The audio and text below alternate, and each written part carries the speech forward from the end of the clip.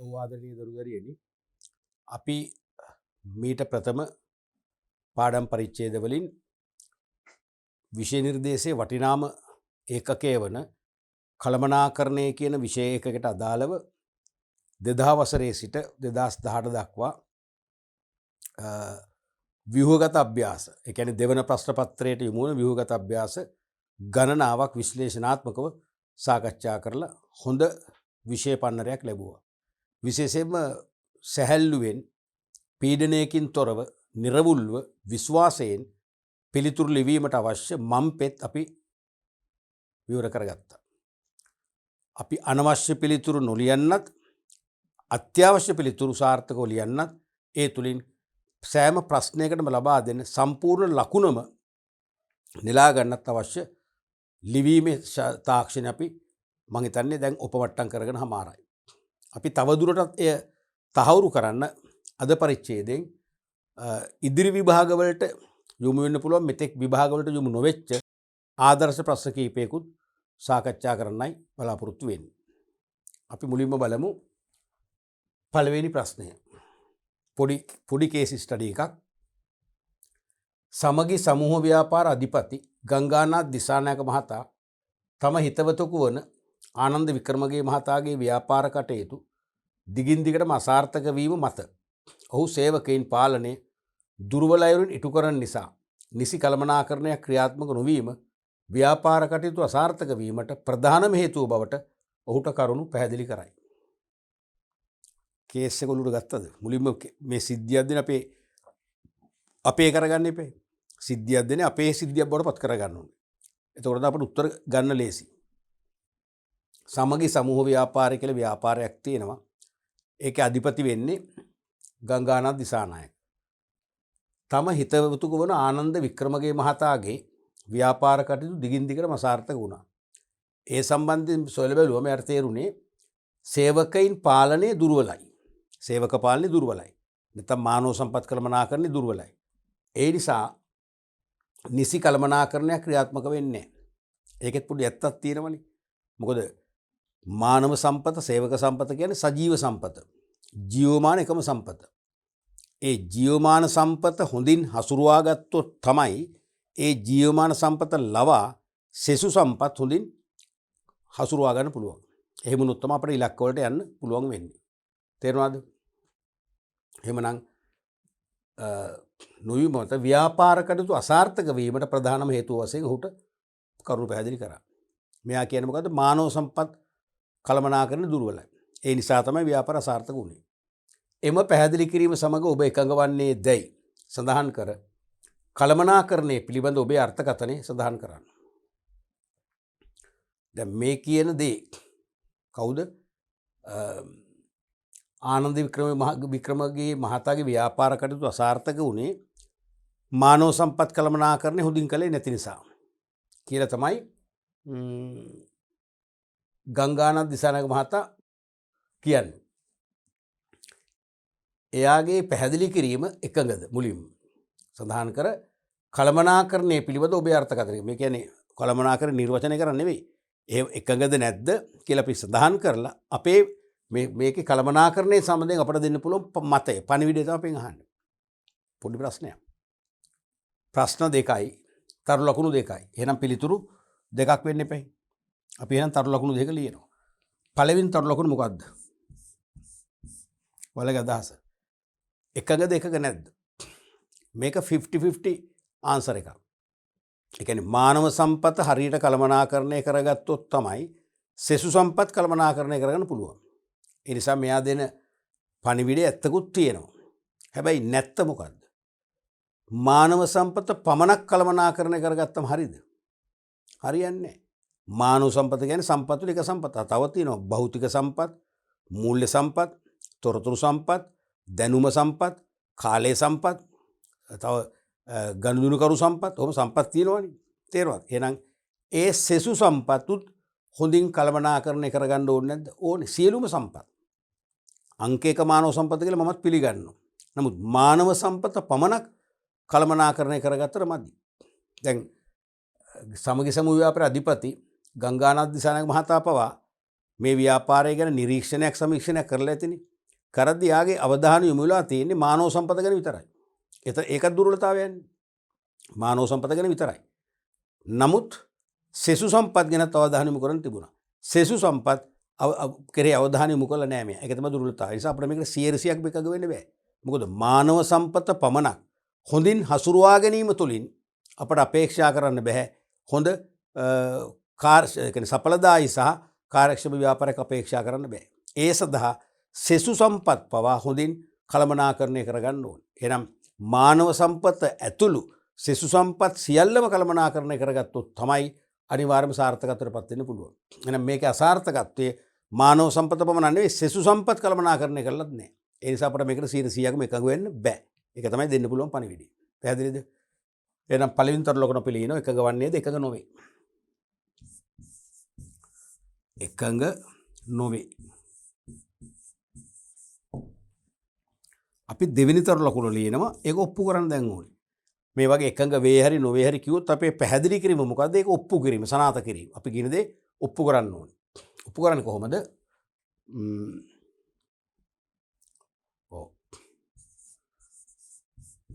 ව්‍යාපාරයක්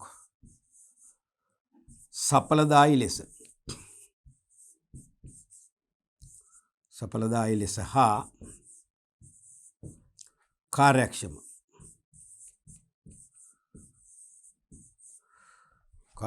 ලෙස සාර්ථක කර ගැනීමට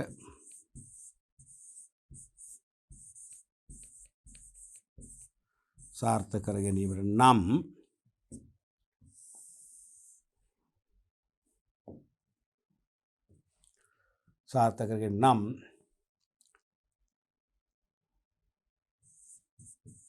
භෞතික මූල්‍ය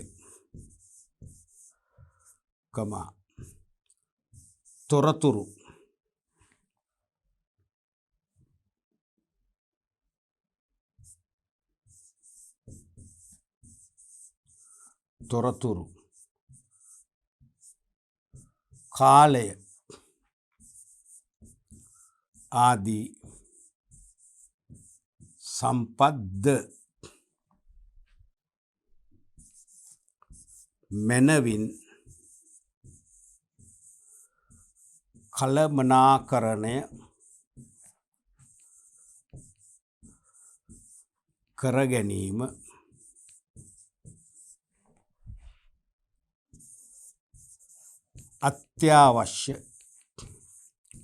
අත්‍යවශ්‍ය වන නිසාය.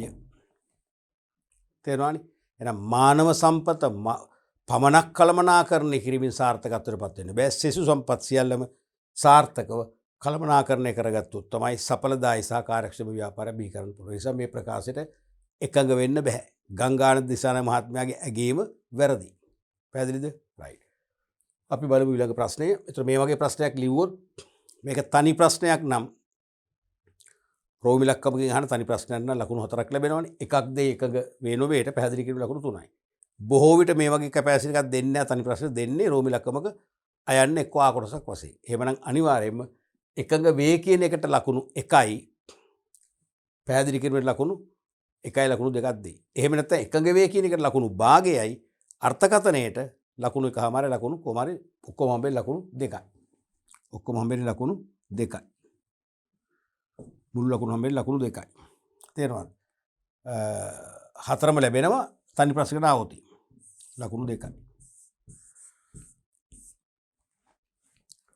අපි බලමු ඊළඟ ප්‍රශ්නය.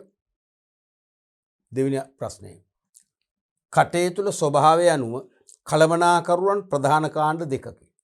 ඔවුන් නම් කර පැහැදිලි කර නිදසුන් දෙක බැගින් දක්වන්න. ප්‍රශ්නය තුල ප්‍රශ්න කීයද? 3යි. කටේ තුල ස්වභාවයෙන් කළමනාකරුවන් ඉටු කරන කටේ තුල ස්වභාවය අනුව ප්‍රධාන කළමනාකරු කාණ්ඩ දෙකකට බෙදන්න පුළුවන්. ඔවුන් නම් කරන්න පළවෙනි එක, නම් කරන්න, දෙවෙනි එක පැහැදිලි කරන්න, තුන්වෙනි එක නිදසුන් දෙක බැගින් දක්වන්න. එකම ප්‍රශ්න 3ක් නම් අපිට පුළුවන් වුණා තරු ලකුණු 3ක ලියන්න පුළුවන්. නමුත් අපි මේක තරු ලකුණු දෙකේ ඉවර කරමු. මොකද පැති දෙකක් නෙහන්නේ. පැති දෙකට ලියමුනේ. රයිට්. එතකොට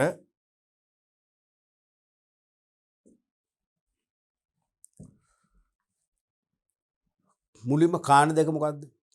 බලතල සහ වගකීම් බෙදී යාමේ පිළිවෙල අනුව නෙවෙයි. එහෙමනම් අග්‍ර මධ්‍ය පහළ කළමනාකරුවන් මේ කියන්නේ කටයුතු ස්වභාවය අනුව. මොනවද ප්‍රධාන කාරණා දෙක? පළවෙනි එක තමයි රේඛීය කළමනාකරුවන්, දෙක මාණ්ඩලික කළමනාකරුවන්.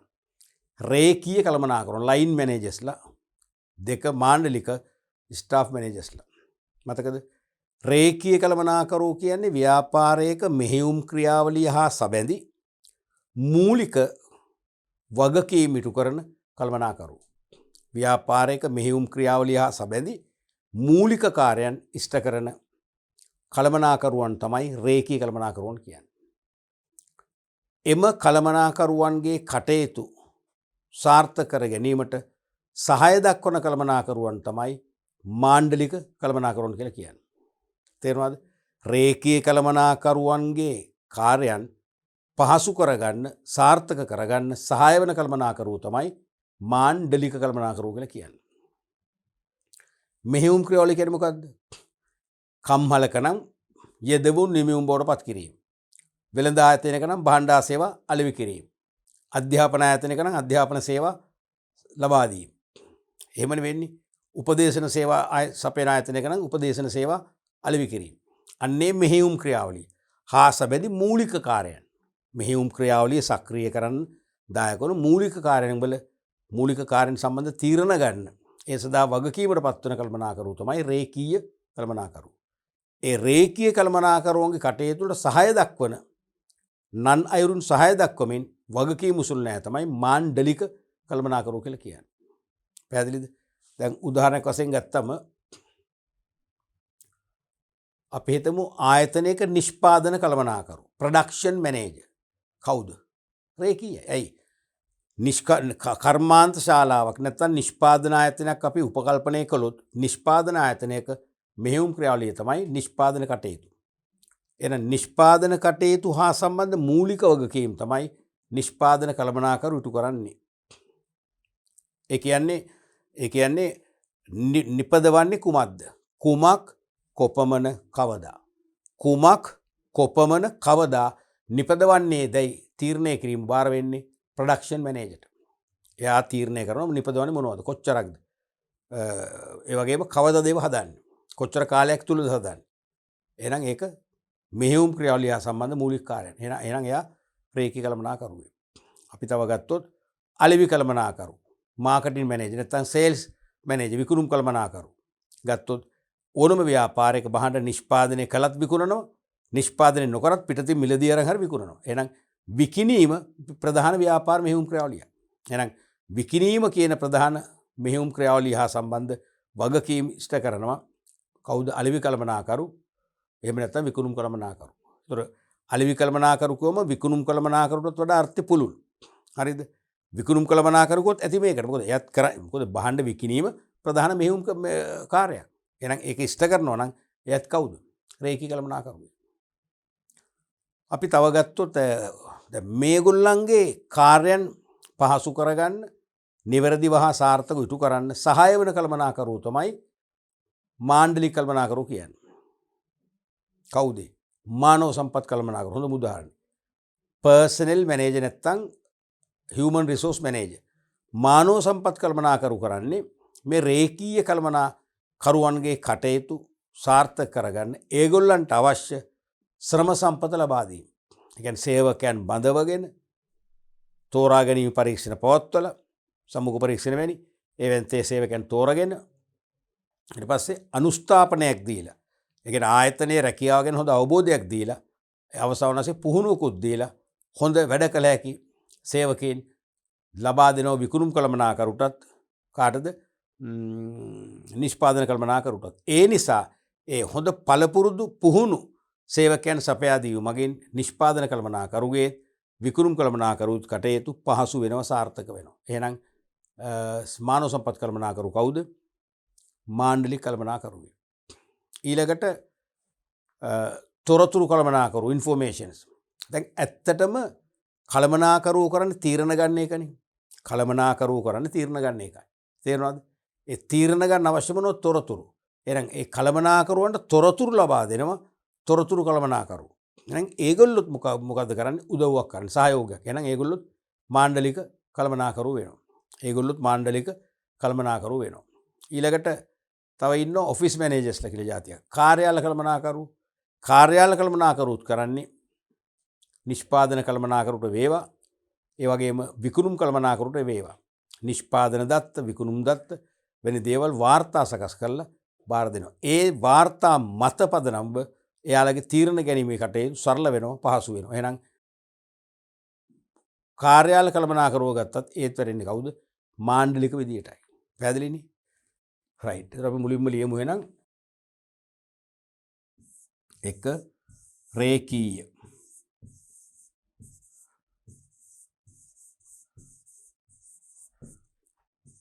කළමනාකරුවන්. ඊට අපි ලියමු ඒක තේරුම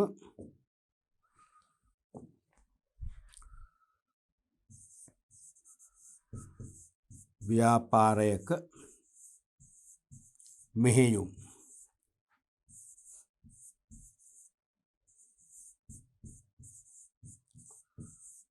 ක්‍රියාවලිය හා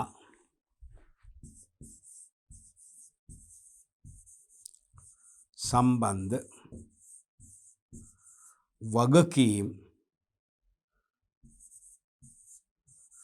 දරන කළමනාකරුවන්ය. ඔන්න නම් කරා. පැහැදිලි කරා කෙටි. නිදසුන් දෙකට බැගින්. නිදසුන්. එක නිෂ්පාදන කළමනාකරු. Production manager.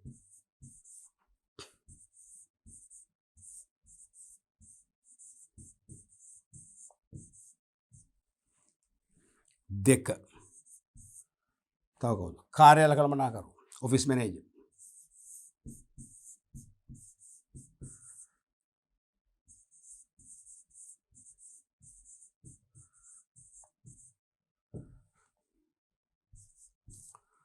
තුනකුත් තුන ලියමු. Production engineer. එයා මොකද්ද කරන්නේ? නිෂ්පාදන ඉංජිනේරුවරයා. නිපදවන්නේ මොනවද කියලා ප්‍රොඩක්ෂන් මැනේජර් තීරණය කරලා පස්සේ ඒවට අවශ්‍ය සම්පත් තාක්ෂණයේ තීරණය කරන කවුද? Production engineer. ඒක යත් කරන්නේ ප්‍රධාන මෙහෙයුම් කටයුත්තක්. එහෙනම් එයා වැටෙන්නේ කොහටද? මෙතනටම තමයි නේ. නිෂ්පාදන ඉංජිනේරු.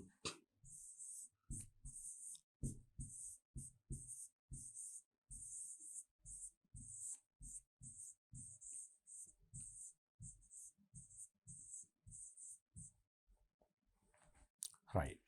ඊපස්සේ අපි ලියමු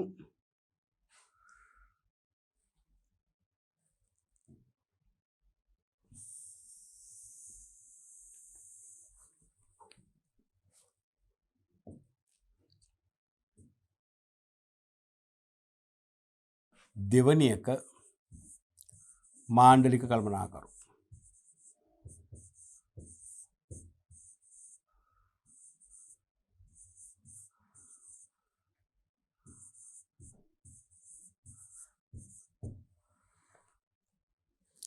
කොහොමද ලියන්නේ? රේඛීය කළමනාකරුවන්ගේ රේඛීය කළමනාකරුවන්ගේ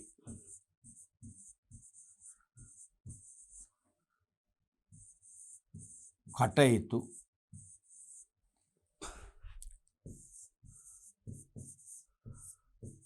පහසු කර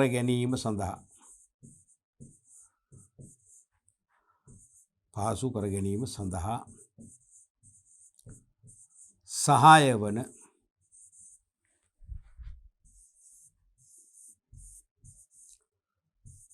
කළමනාකරුවන්ය. නිදසුන්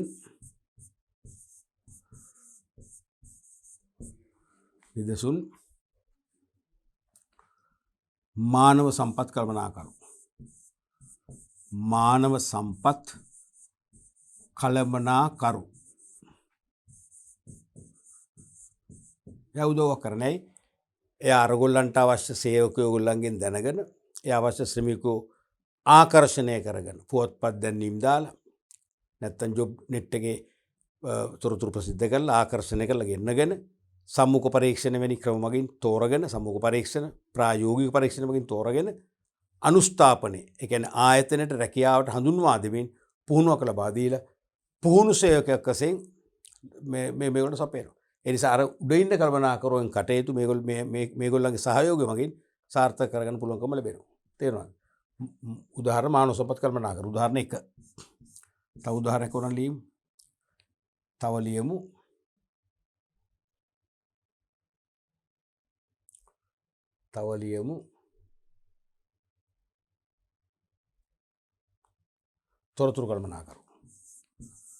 තොරතුරු කළමනාකරු. මෙයා තොරතුරු සපයනවා. අරගොල්ලන්ට තීරණ ගන්න අවශ්‍ය. ඒ නිසාත් අරගොල්ලන් කටයුතු සාර්ථක වෙනවා. ඔය වගේ ප්‍රධාන කළමනාකරු වර්ග දෙකයි කටයුතු ස්වභාවය වෙනවා. රේඛීය මාන්ලික. පැහැදිලිනේ? ඒතර මේ දෙකටත් ලකුණු තනි ප්‍රශ්නයක් නම් අනිවාර්යයෙන්ම ලකුණු 2 2 4ක් ලැබෙයි. ඒ ලැබෙන්නේ මෙහෙමයි ලකුණු 4ක් ලැබෙයි. ලකුණු 4 ලැබෙන්නේ නම් කර පැහැදිලි කිරීම දෙකට ලකුණු 1 ගාන ලකුණු 2ක් ලැබෙයි. හරිද? ඊළඟට නිදසුන් වලට නිදසුන් 2 2 ඇහුවානේ.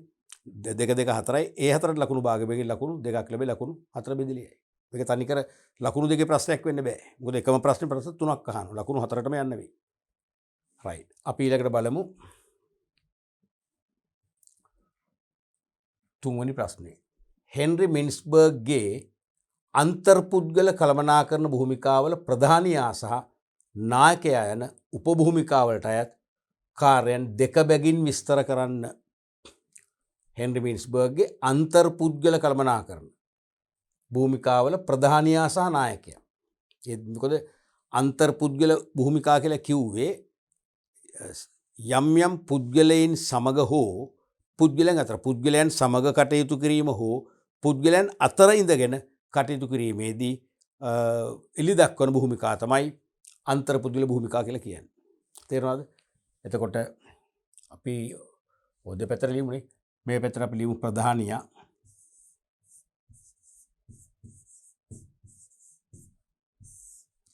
මේ පැත්තට අපි ලියමු නායකයා.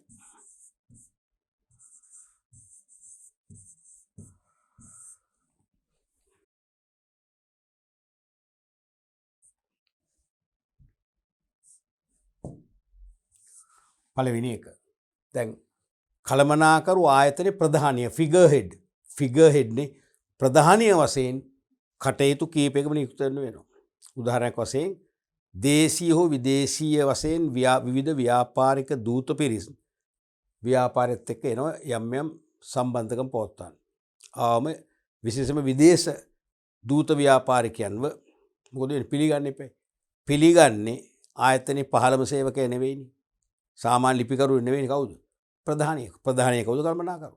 එහෙනම් පළවෙනි එක තමයි අමුත්තන් පිළිගැනීම.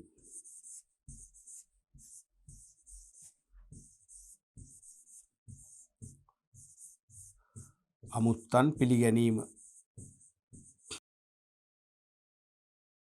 තව ඊළඟට ආයතනයේ රැස්වීම් තියෙනවානේ. විශේෂයෙන්ම කොටස් හිමියන්ගේ රැස්වීම. අවුරුද්ද අවසානයේ හැම අවුරුද්දකම වාර්ෂික මහා සභා රැස්වීම කියලා එකක් තියෙනවා. Annual general meeting.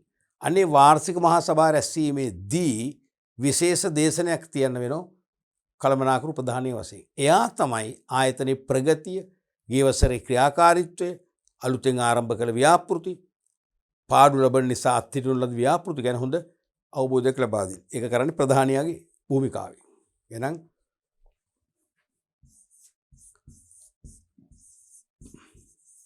වාර්ෂික රැස්වීම් ඇමතීමත් කාර්යය. හරිනේ. කාර්යයන් දෙකක් ලියුවනේ. තව ඔන්න එකක් අපි ලියමු ස්ටෑන්ඩ් බයි. දෙක තමයි අහන්නේ.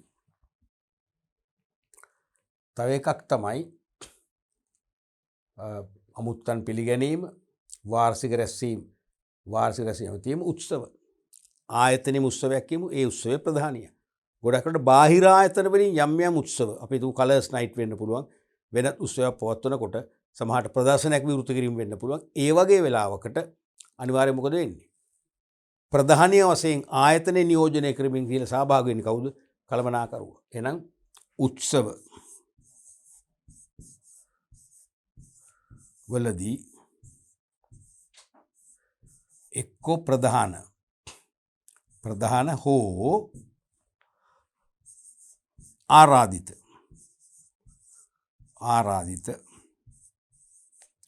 අමුත්තා ලෙස පෙනී සිටීම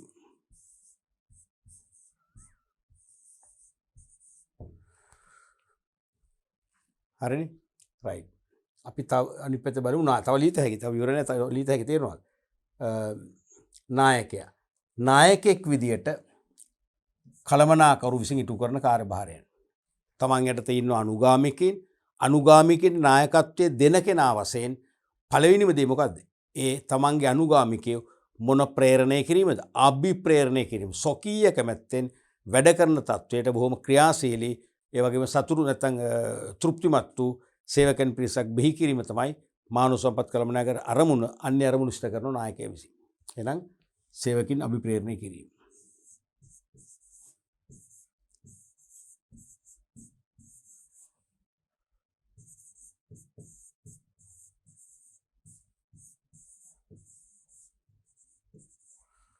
සේවකින් අභිප්‍රේරණය කිරීම.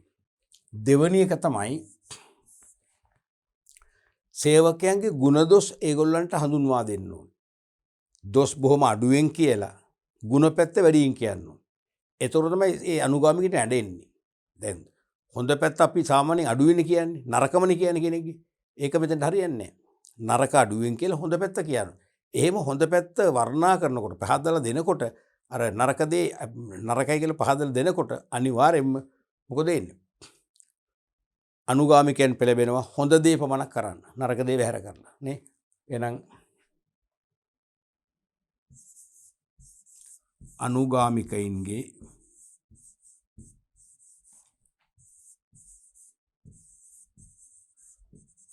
ගුණදොස්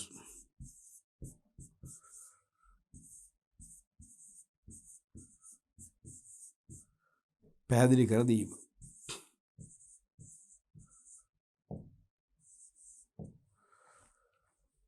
තවත් එකක් අපි ලියමු 3 කිලෝ ඉස්සෙල්ලාගෙන 2යි අපි ස්ටෑන්ඩ් බයි එකක් ලියමු තුන්වෙනි මොකක්ද දැන් මෙයා නායකයට පුළුවන් සේවක මාරු කරන්න අර ක්‍රිකට් ටීම් එකේ කැප්ටන්ට පුළුවන් නේ ඕනම ෆීල්ඩ් කෙනෙක් වෙනස් කරන්න මාරු කරන්න බැටින් නෝඩ් වෙනස් කරන්න ඒ වගේ තමයි මෙතන එහෙනම් අනිවාර්යයෙන්ම මෙයා නායකයෙක් වශයෙන් සේවකයන් ඉවත් කිරීම මාරු කිරීම වැනි දේවල් ක්‍රියාත්මක කරන්න පුළුවන්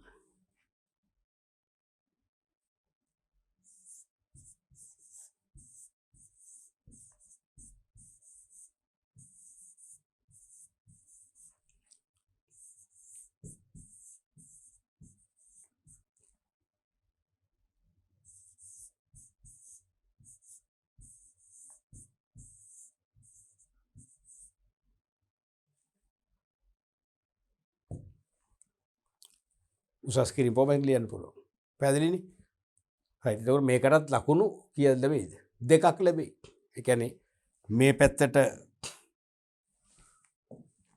2ක් නෙවෙයි ලකුණු භාගයේ වැඩි කිරීම 2 සමාන ලකුණු 1යි.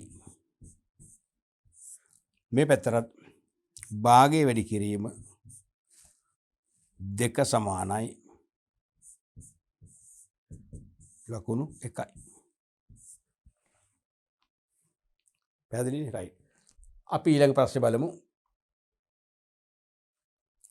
4 ප්‍රශ්නේ. කළමනාකරන ක්‍රියාවලිය ආරම්භයේදී අවසානයේදී සැලසුම් කරණය සම්බන්ධ වේ. මේ ප්‍රකාශය සමග එකඟ වන්නේද? පැහැදිලි කරන්න. මේකෙත් ප්‍රශ්න දෙකක් අහනවා. එකඟද? පළවෙනිතර ලකුණු. පැහැදිලි කිරීම දෙවෙනිතර ලකුණු. කළමනාකරන ක්‍රියාවලිය ආරම්භයේදී අවසානයේදී සැලසුම් කරණය සම්බන්ධ මේ මෙතෙක් විභාග ඉතිහාසයේ අහලම නැති ඇසිය යුතු මට්ටමේ හොඳම ප්‍රශ්නයක්. කළමනාකරන ක්‍රියාවලිය ආරම්භ වෙද්දිත් අවසන් වෙද්දිත් දෙකේදීම සැලසුම් කරන සම්බන්ධ වෙනවා. හරියටම හරි ඒක. එහෙනම් අපි ලියන්න පළවෙනි තර ලකුණ එකඟ වේ. එකඟ වේ. එකඟ වේ. දෙවෙනි තර ලකුණ මොකද්ද කරන්න ඕනේ? මේක ඔප්පු කරන්න ඕනේ. එකඟ වේ කියන අපේ මතය. අපි එකඟ වේ කියලා අපි අපේ මතයනේ කියන්නේ. ඔබේ මතය නෙවෙයි මගේ මතය. ඔබේ මතය එකඟ නොවේ වෙන්න පුළුවන්. මගේ මතය එකඟ වේ. එහෙනම් මේ මතය ඔප්පු කරන්න. එහෙම කියන්නේ කියලා. තේරුණාද? ඇයි එහෙම කියන්නේ? ඇයි කළමනාකරණය ආරම්භ වෙන්නේ කොතනින්ද? සැලසුම් කරන්නේ. ඒක අපි දන්න ඕනේ. කළමනාකරණය ආරම්භ වෙන්නේ සැලසුම් කරණයෙන්. සැලසුම් කරණයක් ආරම්භ කළ සැලසුම සම්පාදනය කිරීමෙන්. කළමනාකරණය නිම වෙන්නේ කොතනින්ද? කළමනාකරණ මූලිකාංග 4 නිම වෙන්නේ කොතනින්ද? පාලනය. එහෙනම් අවසන් පළවෙනි කාර්යය වන සැලසුම් කරණයට කොහොමද මේක සම්බන්ධයි? ඒ වගේම අවසන් කාර්යය වන පාලනයටත් පාලන ක්‍රියාවලියටත් මේක සම්බන්ධයි. ඒක කොහොම සම්බන්ධ වෙන්නේ? ඇයි? පාලනයේදී වෙන්නේ මොකද්ද? අපේක්ෂිත ප්‍රතිඵලයි සත්‍ය ප්‍රතිඵලයි සංසන්දනය කරලා බලනවා. දුර්වලතා තියෙනවා නම් අපේක්ෂිත දේ ඇවිල්ලා නැත්තම් මොකද කරන්නේ? පුහුණු කිරීම, අභිප්‍රේරණය කිරීම වගේ ක්‍රම මගින් ඉස්සරහට අරන් යනවා. තේරුණානේ? එහෙමනම් මොකද දැන් සැලසුම් කරණයෙන් හදපු සැලැස්ම දිහා බලාගෙන තමයි පාලන ක්‍රියාවලිය කරන්නේ. ඒ කියන්නේ එතකොට ව්‍යාපාර මෙහෙයුම් ක්‍රියාවලිය ඔපරේට් වෙලා තියෙන්නේ. මෙහෙයුම් ක්‍රියාවලිය යන අතර සත්‍ය ප්‍රතිඵල. ඒ කියන්නේ සැලැස්මේ තියෙන ටික සත්‍ය ප්‍රතිඵල අපේක්ෂිත ප්‍රතිඵල සමග. සත්‍ය ප්‍රතිඵල අපේක්ෂිත ප්‍රතිඵල සමග සසදා බලනවා. සංසන්දනය කරලා බලලා දෝෂ ඇති වුණොත් වැරදි හොයාගත්තොත් ඒවා නිවැරදි කරන්න ක්‍රියාමාර්ග ගන්නවා. ඒක තමයි මෙන් අදහස් කරන්නේ. ඒ නිසා සැලසුම් කරණය ආරම්භයේදී අවසානයේදී එකසේම දායක වෙනවා. කළමනාකරණ ක්‍රියාවලිය ආරම්භයේදී අවසානයේදී සැලසුම් කරණය සම්බන්ධයි. සැලසුම් කරන ගැන මේ අහන්නේ කළමනාකරණ ගැනම නෙවෙයි. තේරුණානේ? එහෙනම් අපි ලියමු මෙහෙම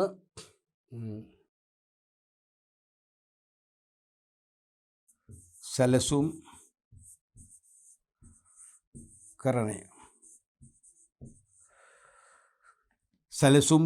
මගින්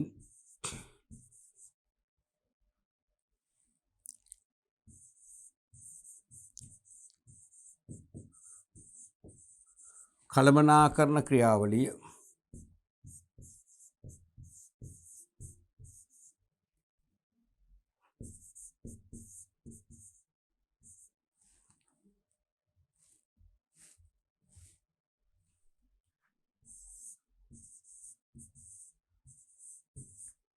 ආරම්භ කර පාලන ක්‍රියාවලියද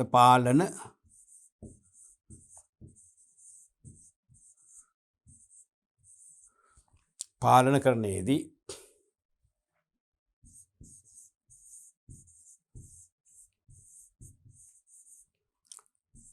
සත්‍ය ප්‍රතිඵල සමග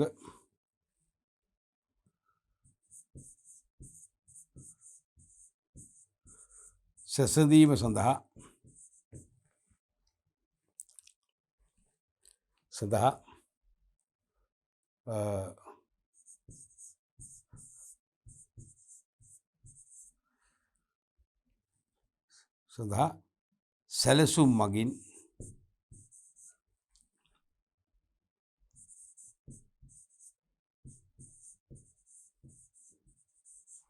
සැලසුම් මගින් ආධාරකයක් සපයීම.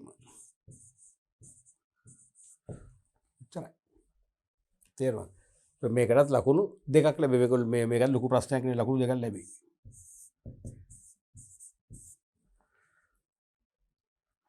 අපි ඊළඟ ප්‍රශ්නේ බලමු. සෙසු කළමනාකරණ කාර්යයන්ට වඩා සැලසුම් කරණය ඉතා වැදගත් කොට සලකුණු ලබන්නේ මක් නිසාදයි පහදන්න. දැන් කළමනාකරණ මූලිකාංග 4යිනේ. සැලසුම් කරණය, සංවිධානකරණය, මෙහෙයවීම, පාලනය. එහෙනම් සංවිධානකරණය, මෙහෙයවීම, පාලනය කියන සෙසු කළමනාකරණ කාර්යයන්ට වඩා සැලසුම් කරණය තමයි වැදගත් කොට සලකන්නේ. ඒයි පුංචි ප්‍රශ්නයක්. බෝලට මේ කියන වාස්තවික පේපර් එකේ කෙටි නිශ්චිත වලට. ඇයි එහෙම කියන්නේ? එහෙම කියන්නේ සැලසුම් කරණය තමයි මුලින්ම ආරම්භ වෙන එකක්. සැලසුම් කරන්නේ මුලින්ම ආරම්භ වෙනවා. කොහොමද මුලින්ම ආරම්භ වෙන එකට වැඩි අගයක් දෙන්න එපේ. දැන් නිවසක මුලින්ම හම්බෙන බබාට, ලොකු දරුවට, ලොකු පුතා, ලොකු දුවට ලොකු පිළිගැනීමක් තියෙනවානේ. මුලින්ම හම්බෙච්ච කෙනා කියලා. ඒ වගේ සැලසුම් කරන්නේ මුලින්ම ඇති වෙන්නේ. දෙවනුව සැලසුම් කරණයෙන් තමයි ව්‍යාපාරයේ ඉලක්ක ස්ථාපිත කරන්නේ. තේරෙනවද? ඉලක්ක ස්ථාපිත කරා මේ ඉලක්ක කරා තමයි ව්‍යාපාරය ක්‍රියාත්මක වෙන්නේ. සෙසු කළමනාකරණකාරයන් තුනක් දායක වෙන්නේ මේ ඉලක්ක සඵල කරගන්න. තේරෙනවද? දැන් ඉලක්ක අනිත් තුනෙම තීරණය කරන්නේ නැහැ නේ. මොකද ඉලක්කනේ වැදගත්. ඉලක්කේ තීරණය කරාම තමයි කළමනාකරණයට යන්නට හැකි ගමන් මාර්ගයේ විවෘත වෙන්නේ. ගමන් මාර්ගය හදන්නේ එතකොටනේ. මොකද ඉලක්කේ කරානේ යන්න ඕනේ. ඉලක්ක තීරණය කරගම මුකුත් නැහැ. එහෙනම් සමස්ත කළමනාකරණ ක්‍රියාවලිය සක්‍රිය කරන්න වෙන්නේ ඉලක්ක තීරණය කරාම. ඉලක්ක තීරණය කරන්න මොකෙන්ද? සැලසුම් කරන්නේ. හේතු දෙකයි. තුනයි තියෙන්නේ. තුන්වෙනි එක තමයි මේ සැලසුම් කරණය තුලින් තමයි සෙසු කළමනාකරණකාරයන් තුනටත් මඟ පෙන්වන්නේ. නැත්නම් සැලසුම් කරණයෙන් තමයි සෙසු කළමනාකරණකාරයන් තුනටත් මොකද්ද? ගේට් එක ඕපන් කරන්නේ. කඩුල්ල විවෘත කරන මේකේ. අන්න ඒ නිසා සෙසු කළමනාකරණකාරයන්ට වඩා සැලසුම් කරන වැදගත් වෙනවා. දැන් තව එකක් ඕන කීත හැකි. විශේෂයෙන්ම පාලන ක්‍රියාවලිය හිතන්නකෝ. පාලන ක්‍රියාවලිය සාර්ථක වෙන්නත් සැලසුම් කරන්න අවශ්‍යයි. ඒ කොහොමද? පාලනකරණය කියන්නේ කළමනාකරණ මූලිකාංග වල හතරවෙනි එක. සැලසුම් කරණය කියන්නේ එහි පළවෙනි එක. එහෙනම් පාලන ක්‍රියාවලිය සාර්ථක කරගන්නත් මේ පළවෙනි එක අවශ්‍යයි. ඒ කියන්නේ 1යි 4යි සහ සම්බන්ධයක් තියෙනවා. ඇයි හේතුව? පාලනයෙන් කරන්නේ සත්‍ය ප්‍රතිඵල සැලසුම්ගත ප්‍රතිඵල සමග සසඳනවා. සැලසුම්ගත ප්‍රතිඵල කොහෙද තියෙන්නේ? සත්‍ය ප්‍රතිඵල සැලසුම්ගත ප්‍රතිඵල සමග සසඳනවා. කොහෙද සැලසුම්ගත ප්‍රතිඵල තියෙන්නේ? නැත්නම් අපේක්ෂිත ප්‍රතිඵල මොකෙද තියෙන්නේ? ව්‍යාපාර සැලැස්මේ. ව්‍යාපාර සැලසුම් කරනෙන් බිහි කරන අවසාන නිමවුම මොන ව්‍යාපාර සැලැස්මේ තියෙනවා. ව්‍යාපාර සැලැස්මේ තියෙනවා. ව්‍යාපාර සැලැස්මෙන්නේ කොහෙන්ද? සැලසුම් කරන්නේ. එහෙනම් සැලසුම් කරන්නේ අවසන් ඵලයේ වශයෙන් බිහි කරන ව්‍යාපාර සැලැස්ම තමයි පාලන කරන්නේ පදනම වශයෙන් පාවිච්චි කරන්නේ. ඔන්න ඔය හේතු හතර නිසාම සෙසු කළමනාකරණකාරයන්ට වඩා සැලසුම් කරන්නේ කියන කාර්යය නැත්නම් උපාංගයේ වැදගත් වෙනවා. අපි ලියමු පළවෙනි එක.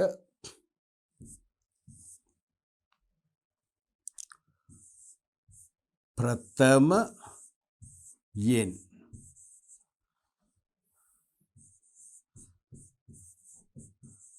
ක්‍රියාත්මක වන නිසා.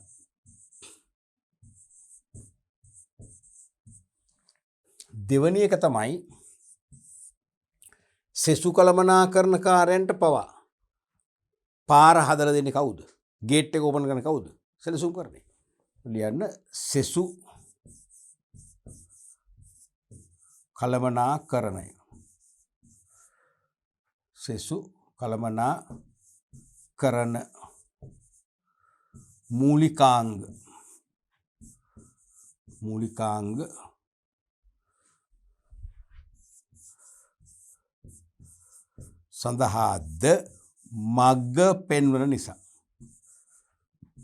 සඳහාද මග පෙන්වන නිසා.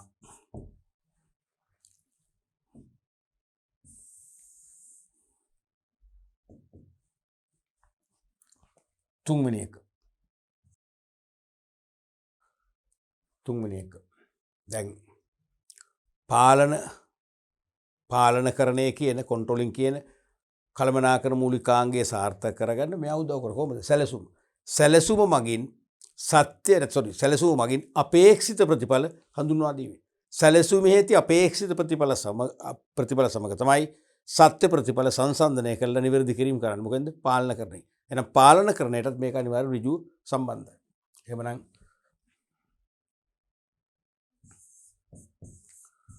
පාලනයේදී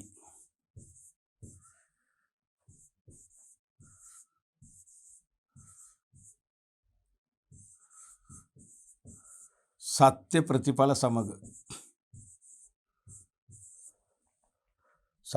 සමග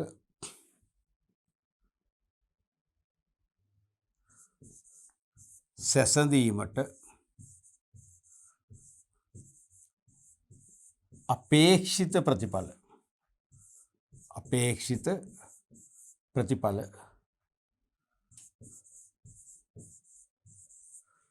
සපයනු ලබන්නේ සැලසුම් කරණයෙන්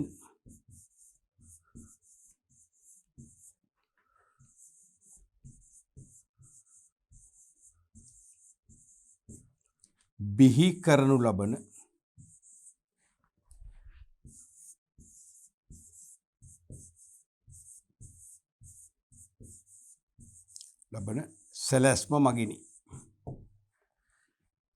සැලැස්ම මගිනි.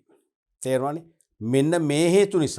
මෙන්න මේ හේතු නිසා අනිවාර්යයෙන්ම සෙසු කළමනාකරණ කාර්යයන්ට වඩා සැලසුම් කරණය කියන කාර්ය වැදගත්ව සලකන එකක්. මොකද්ද? ප්‍රථමයෙන්ම ක්‍රියාත්මක වන නිසා. හරිනේ? මොකද මුලින්ම හම්බෙන එකේ වේට් එක වැඩිනේ, වටිනාකම වැඩිනේ. මොකද සැලසුම් කරණයනේ සියලු දේ අරබෙන්නේ. දෙවෙනි එක තමයි සෙසු කළමනාකරණ මූලිකාංග සඳහා හොඳ මඟ පෙන්වීමක් කරනවා. ඒ කියන්නේ පාරවල් විවෘත කරලා දෙනවා කියන අර්ථය. තේරෙනවද? අනිත් එක තමයි පාලනයේදී සත්‍ය ප්‍රතිඵල සමග සැසඳීමට අපේක්ෂිත ප්‍රතිඵල සපයනු ලබන්නේ. තේරෙනවද? කියන්නේ සත්‍ය ප්‍රතිඵල සසඳන්න අපි අපේක්ෂා කළ ප්‍රතිඵලෙපයි. ඒක සපයන්නේ කොහෙන්ද? සපයනු ලබන්නේ සැලසුම් කරණයෙන් බිහි කරනු ලබන සැලැස්ම මගින්. සැලැස්ම තමයි තියෙන්නේ. අන්න සැලැස්ම මගින් අපේක්ෂිත ප්‍රතිඵල පෙන්වනවා. ඒකත් එක්ක ඇත්ත ප්‍රතිඵල බලලා තමයි නිවැරදි කිරීම කරන්නේ. එහෙනම් පාලනය කියන එකටත් මේක බලපෑමක් වෙනවා. පැහැදිලිනේ? රයිට්. ඔයින් තුනෙන් දෙකක් ලියුම ඇති උපරිම. දෙකක් ලියුම ලකුණු දෙකක් ලැබෙනවා ඇති. එක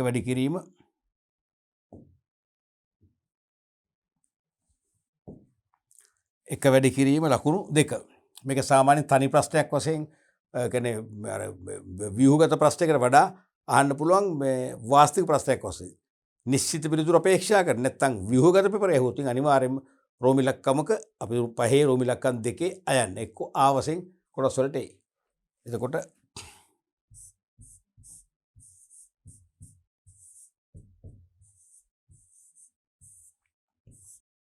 රයිට්. අපි ඊළඟ ප්‍රශ්නේ බලමු. පාලන අවකාශයක ප්‍රමාණය තීරණය කිරීමට බලපාන සාධක හතරක්. හොඳ ප්‍රශ්නයක් වුණා. දැන් මුලින්ම පාලන අවකාශය කියන්නේ මතකයිද මොකද පාලන අවකාශය කියන්නේ? පාලන අවකාශය කියන්නේ එක්කලමනාකරුවෙකුගේ අධීක්ෂණයට හා පාලනයට ලක්වන සහකරුණු සංඛ්‍යාව. නැත්නම් තනතුරු සංඛ්‍යාව. එක්කලමනාකරුවෙකුගේ අධීක්ෂණයට හා පාලනයට ලක්වන තනතුරු සංඛ්‍යාව. මතකනේ? ඒක අපි වර්ග දෙකක් කතා කරා. පුළුල් පාලන අවකාශය සහ පටු පාලන අවකාශය කියලා. පුළුල් පාලන අවකාශය කිව්ව මොකද්ද? ඒ කිව්වේ එක්කල්මනාකරුවෙකුගේ අධීක්ෂණයට හා පාලනයට වැඩි පිරිසක්, විශාල පිරිසක් යටත් වෙනවා නම් ඒක මොකද්ද? පුළුල් පාලන අවකාශයක්. නැත්නම් අපි ඒකට කියනවා මොකද්ද? පැතලි, ෆ්ලැට්. පැතලි නැත්නම් සමතල පාලන අවකාශය කියලා. මතකනේ?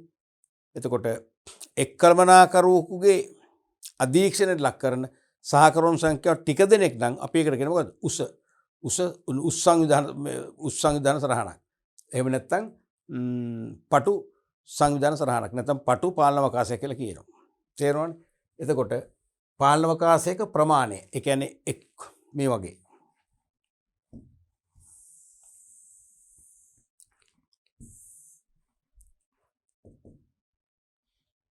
ඔව් මේ තියෙන්නේ. දැන් මේ තියෙන්නේ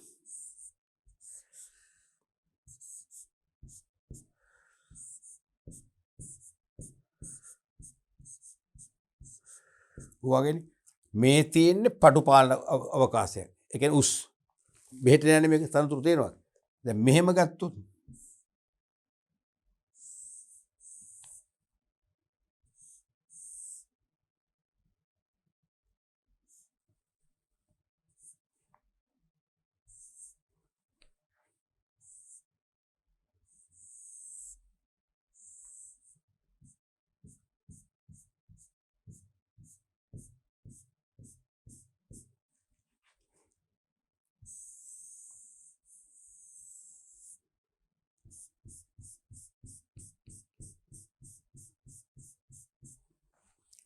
දැන් මේක ඇවිල්ලා A. මේක පටු. මේක ඇවිල්ලා B. මේක පුළුල්. පුළුල්. දැන් ඒතර මේක පැතලි නැත්නම් හොඳයි. පැතලි. නැත්නම් සමතල.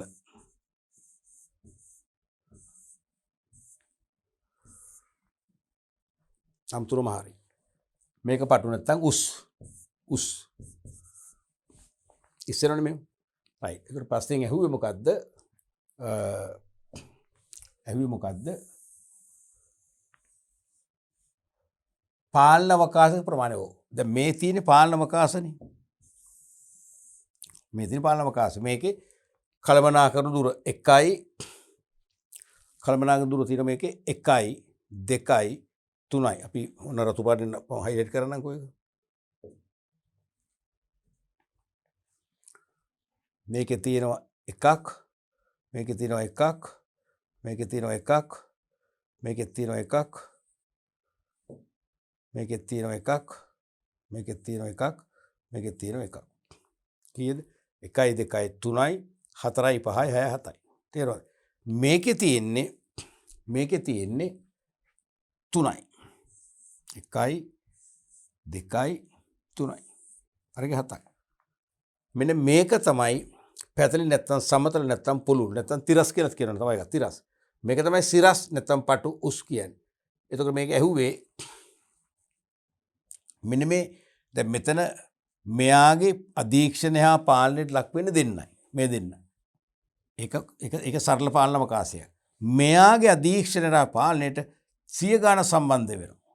මෙයාගෙත් 100 ගාණක්. තේරුණාද? ඒක පුළුල් පාලන අවකාශය. ඒක පුළුල් පාලන අවකාශය. දැන් බලන්න මෙතනදී මේ හැම එකේම මෙයාට මෙයාගේ අධීක්ෂණයට පාලනයට ලක් වෙන්න දෙන්නයි. මෙයාට 3 දෙනයි නේ. මෙතනත් කෙනෙක් කියනවනේ. මෙයාට 3 දෙනයි. මෙයාට දෙන්නයි. තේරෙනවද? බොහොම සරලයි. පටු පාලන අවකාශය. එතකොට මේ වගේ පටු පාලන අවකාශයක්ද පුළුල් පාලන අවකාශයක්ද අපි ගෙනියන්න ඕන කියලා නැත්නම් හදන්න ඕන කියලා තීරණය කරනකොට සාධක කීපයක් සලකනවා. ඒ කියන්නේ මේ වගේ කළමනාකරන තනතුරු වැඩි කරලා සේවකයෝ ටික දීලා ඒක විමර්ශනගත කරනවාද? කළමනාකරන දුර අඩු කරලා බලතලත් මධ්‍යගතකරණේ තියාගෙන ක්‍රියාත්මක වෙනවා මේ වගේ. අන්න එහෙම තීරණය කරන්න. ඒ ක්‍රමයේ තීරණය කරන සාධක මොනවද? ඒ ක්‍රමයේ තීරණය කරන සාධකය අහන්න.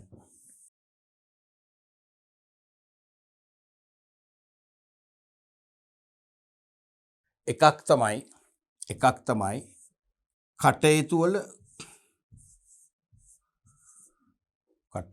වල සරල බව හෝ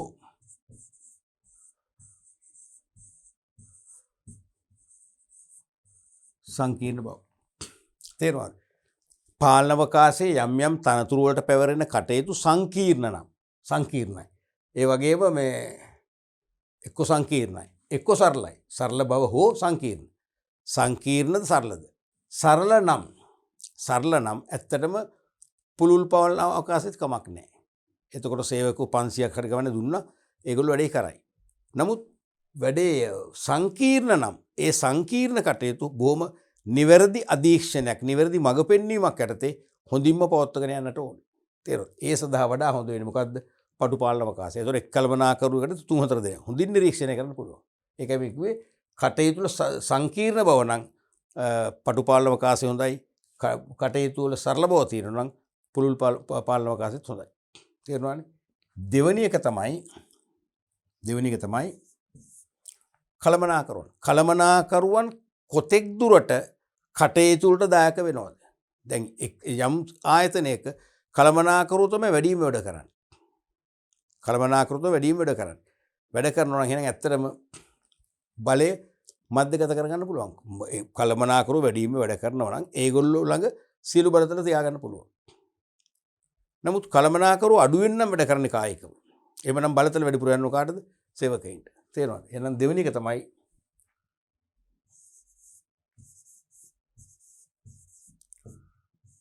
කළමනාකරුවන් විසින්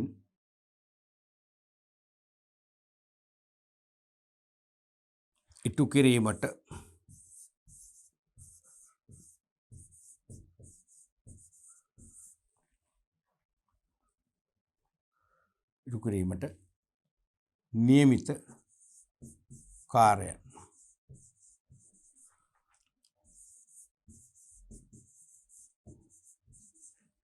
ප්‍රමාණය. තුන්වෙනි එක.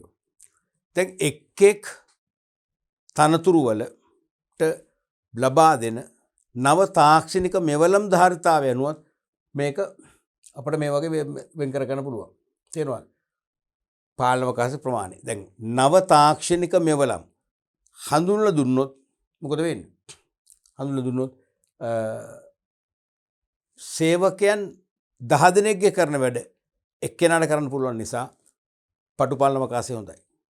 එහෙම නැත්නම් අනිවාර්යෙන් පුළුල් පාලන අවකාශයක් අවශ්‍ය වෙනවා. පැහැදිලිනේ? එහෙනම් අපි මෙහෙම ලියමු.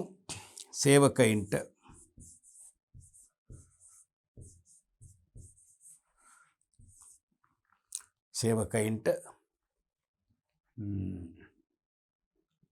ලබා දෙන ඉලක්ක හදන ටාගට් එක දෙනවා. ඉලක්ක හා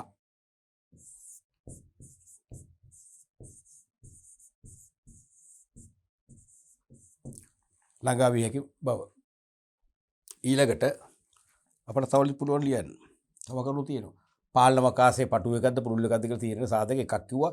කටේ තුල සරල බව. සරල නම් පුළුල් පාලන අවකාශය යන්න පුළුවන්. ඒ කියන්නේ එක කළමනාකරුවෙක්ට සේවක ගොඩාක් අධීක්ෂණය කරන්න පුළුවන්. ඒගොල්ලෝ කරන කටයුතු සරල. අධීක්ෂණය කරන ලේසි. අධීක්ෂණය ඕනේ.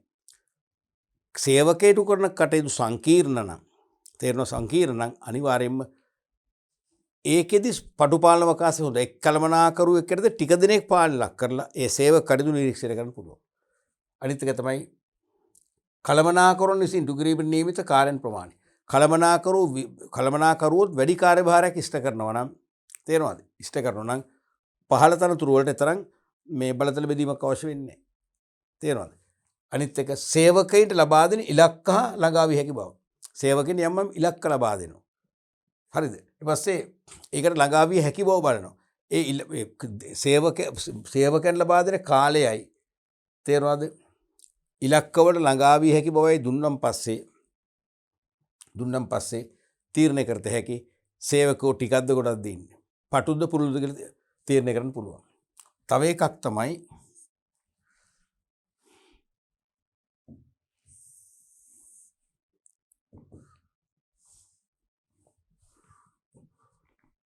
තමයි හතරවෙනි ගමු. සමහර ආයතන වල තියෙන ප්‍රතිපත්ති. ඒ ප්‍රතිපත්ති අනුව තීරණය කරන්න වෙනවා. සමහර ආයතන ප්‍රතිපත්ති දෙනවා. අපේ ආයතනයේ කෙලින්ම පටු පාලන අවකාශ පමණයි. පුළුල් පාලන අවකාශ පවත්වාගෙන යන්නෙම නැහැ.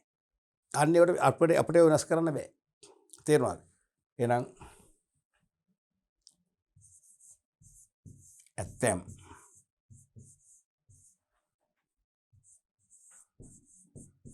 සංවිධානවල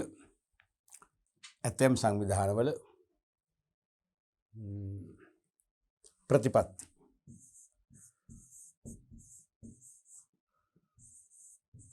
මත පැහැදිලි නෑනේ මේ කියන එක. ප්‍රතිපත්ති පත කියන්නේ උදාහරණයක් වශයෙන් නැත්නම් නිදසුන්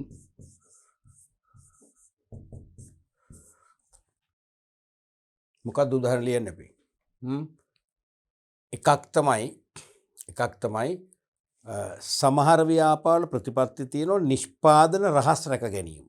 නිෂ්පාදන රහස් රැක ගැනීමට පුළුල් පාලන අවකාශය හොඳයි. නැත්තම් පටු පාලන අවකාශය හොඳයි. දෙපැත්තම මේකෙත් තර්ක කරතයි 50-50 පුළුවන් තර්ක කරන්න. දැන් අපේ ආයතනයේ භාණ්ඩවල නිෂ්පාදන රහස් තියෙනවනේ. ඒක පිටතට ගියොත් අපිට තරංකාරු බිහි වෙන්නේ. අපි රහස් රැකෙන්න ඕනේ. මගේ භාණ්ඩවල රහස් රැක ගන්න නම් එතනට වඩා හොඳ පුළුල් පාලන අවකාශයද පටු පාලන අවකාශයද? මොකද වඩා හොඳ? පුළුල් පාලන අවකාශයද පටුද? පටුනේ. ඇයි පටු පාලන අවකාශයේ එක්ක ප්‍රධානියෙක් කියනවා යට දෙන්නෙක් කියනවා තුන්දෙනා. ඒ තුන්දෙනා විතරයි මගේ නිෂ්පාදන රහස් දැනගන්න. නමුත් ඕපන් ක්‍රමේදී ඕපන් එකේදී මොකද වෙන්නේ? එහෙම නෙවෙයි. දහස් ගාණක් එන්න පුළුවන්. දහස් ගාණ අතර මේ රහස් රකින්න බෑ. තේරුණාද? උදාහරණ නිදසුන්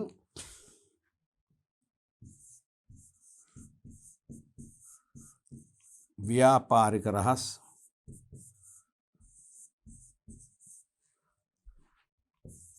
රැක ගැනීමට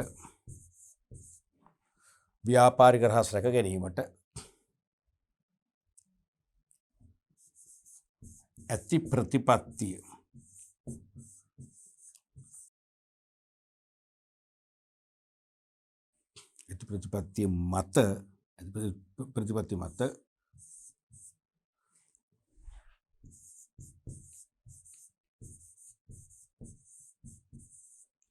ප්‍රතිපත්ති මත පටුපාලන අවකාශ ඇති කිරීම. තේරෙනවද? ඒක කෙන දෙන්න දුන්නනේ. නමුත් පුළුල් පාලන අවකාශයේ 100ක් විතර ඉන්නවා. ඒක විශ්වාස නැහැ. ඊට පස්සේ තවත් එකක් අපි ලියමු.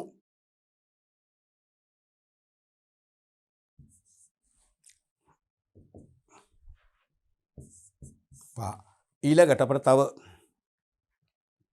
සාධකයන් වල පස්වෙනි එක වශයෙන් සේවකයන්ගේ හැකියාවන් පළපුරුද්ද විශේෂයෙන්ම නැත්නම් කුසලතා සහ පළපුරුද්ද. දැන් සේවකයෝ කුසලතා පූර්ණ පළපුරුදු අය නම් ඒගොල්ලන්ට වැඩ කරන්න පුළුවන් නේ. කළමනාකරුවෙකුගේ උපදේශයක් ඇතත් නැතත් වැඩ කරන්න පුළුවන්. එහෙනම් එතනට හරියන මේ පුළුල් පාලන අවකාශය. ඇයි ඒගොල්ලෝ කොච්චර හිටියත් ඒගොල්ලන්ට වැඩේ කරාම ඒගොල්ලෝ කරයි. නමුත් ඒගොල්ලෝ හැකියා නැති අය නම් කුසලතා අඩු අය නම් සහ පළපුරුදු නැති අය නම් ඒගොල්ලන්ගෙන් පොඩි මිස්ටේක් හරි වෙනවා. ඒ නිසා ඒගොල්ලන් නිතර අධීක්ෂණය කරන්න ඕනේ. අතට අසුරුමායිමේ තියාගන්න ඕනේ කියලා අපි කියන්නේ. තේරෙනවද? තියාගෙන ඒගොල්ලන්ගේ දුර්වලතා හඳුනගෙන උපදෙස් දීලා ඒගොල්ලන්ගේ ඒ දුර්වලතා නැති කරගන්න උදව් කරලා ඒගොල්ලෝ මේව කරගන්න. ඒකට හරියන්නේ එක්කලමනාකරුවෙකුට ටික දෙනෙක් කියන පටුපාලන අවකාශය. එහෙනම් ඒකට හරියන්නේ මෙන්න මේ වගේ එකක්. තේරෙනවද? මේ අන්තිම කොටස මෙහෙම ලියන්න.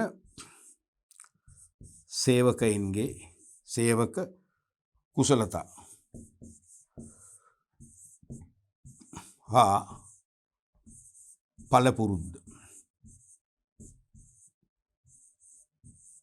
පළපුරුදු මත ඕන්න නිදසුන වල දාමු.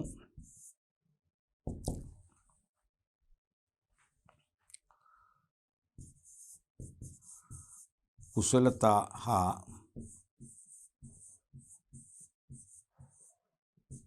පළපුරුද්ද අඩු නම්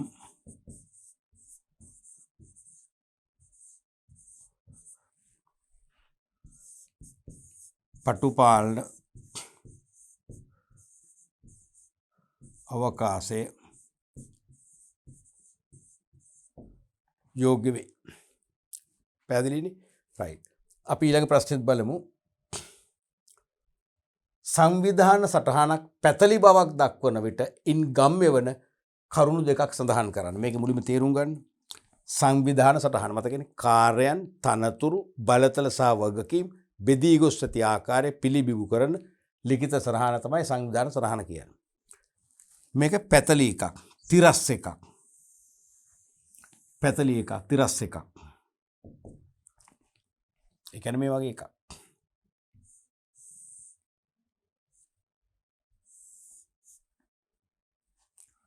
පැතලි එකක්, තිරස් එකක් ඕ.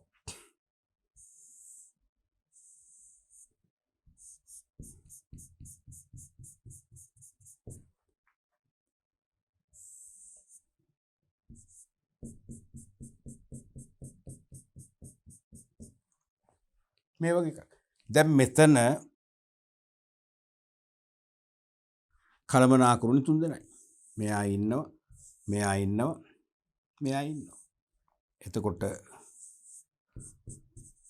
මේ කළමනාකරු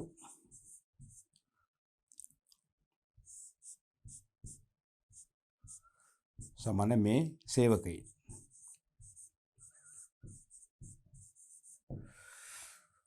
හරිනේ. දැන් පැතලි පාලන අවකාශයක. පැතලි කියන්නේ අවකාශයක ලක්ෂණ. දැන් මොනවද ලක්ෂණ? දැන් මේක සාපේක්ෂව පිරමීඩාකාර හැඩයක් ගන්න ඕනේ. පිරමීඩාකාර හැඩයක්.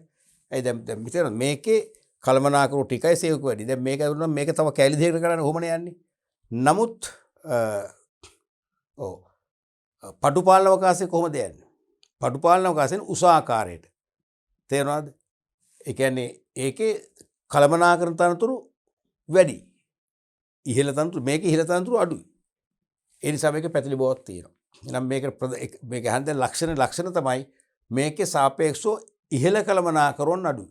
අඩු නිසා තමයි මෙහෙම උනේ. මෙයාගෙන් බලතල මේ දෙන්නට ගියා මෙයා 100ක් මේන්ටේන් කරනවා. මෙයා 150 මේන්ටේන් කරා ඉච්චරයි. ඒකක්. අනිත් එක පරිපාලන පිරිය මොකද වෙන්නේ මේකේ? පරිපාලන පිරිය ඉතාම අඩුයි. 3 දෙනයිනේ. දැන් මේ සේවකෝ 5 දෙනා කැඩුවා මොකද? තව අතිරේක කල්පනාකරන තනතුරු වැඩි වෙනවා. ඒගොල්ලන්ට විශාල පඩි ගෙවන්න ඕනේ. පරිපාලන පිරිය අනිවාර්යයෙන්ම ඉහළ යනවා. මේකේ පරිපාලන පිරිය අඩුයි. තේරෙනවද? අනිත් එක තමයි sannivedanaත් පහසුයි. දැන් මෙයාගෙන් දෙන්නෙකුට ඒ දෙන්නගෙන් ඊළඟ 3 දෙනාට ඔහොමනේ එහෙම යනකොට විකෘති වෙනවනේ. මේකේ කෙලින්ම මෙයාගේ පණිවිඩය මෙයාට දුන්නා. මෙයා කෙලින්ම ලවුඩ් ස්පීකරෙන් දැනුම් දුන්නා. නැත්තම් නෝටිස් බෝඩේ දැම්මා. නැත්තම් පණිවිඩ කරු කතේ මේ වාචිකව ගිහලා කිව්වා. තේරෙනවද? ඒ නිසා එයාගෙන් කැඩෙන්නේ නැහැ. නමුත් පටුපාලන අවකාශයේදී ඒ தත්ත්වය නෙවෙයිට වඩා වෙනස් තත්ත්වයක් උදා වෙනවා. තේරෙනවනේ? රයිට්. එහෙමනම්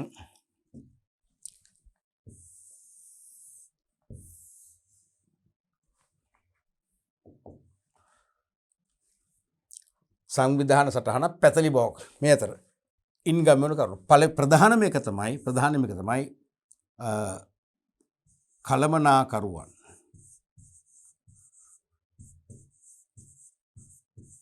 කළමනාකරුවන් සංඛ්‍යාව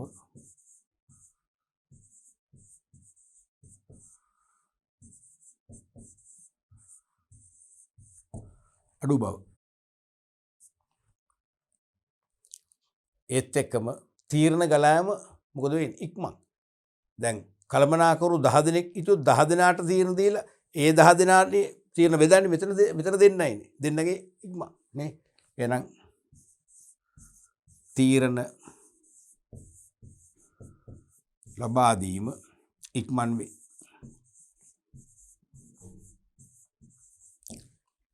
තුන්වෙනි එක තමයි කළමනාකරු අඩුයිනේ. ඉහළ කළමනාකරු අඩුයි. ඒ නිසා අනිවාර්යෙන් පරිපාලන පිරිවෙත් පැහැදිලිවම අඩුයි. පරිපාලන පිරිවෙත් අඩුයි.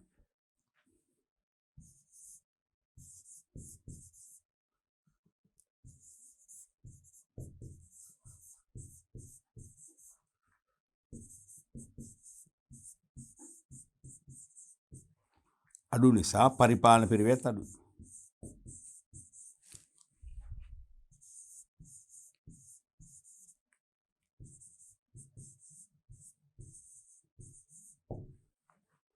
ඊළඟට අපිට 4 වෙනි එකක් ගන්න පුළුවන්.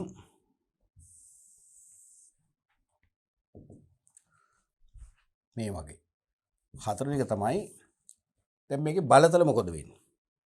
මේ තියෙන්නේ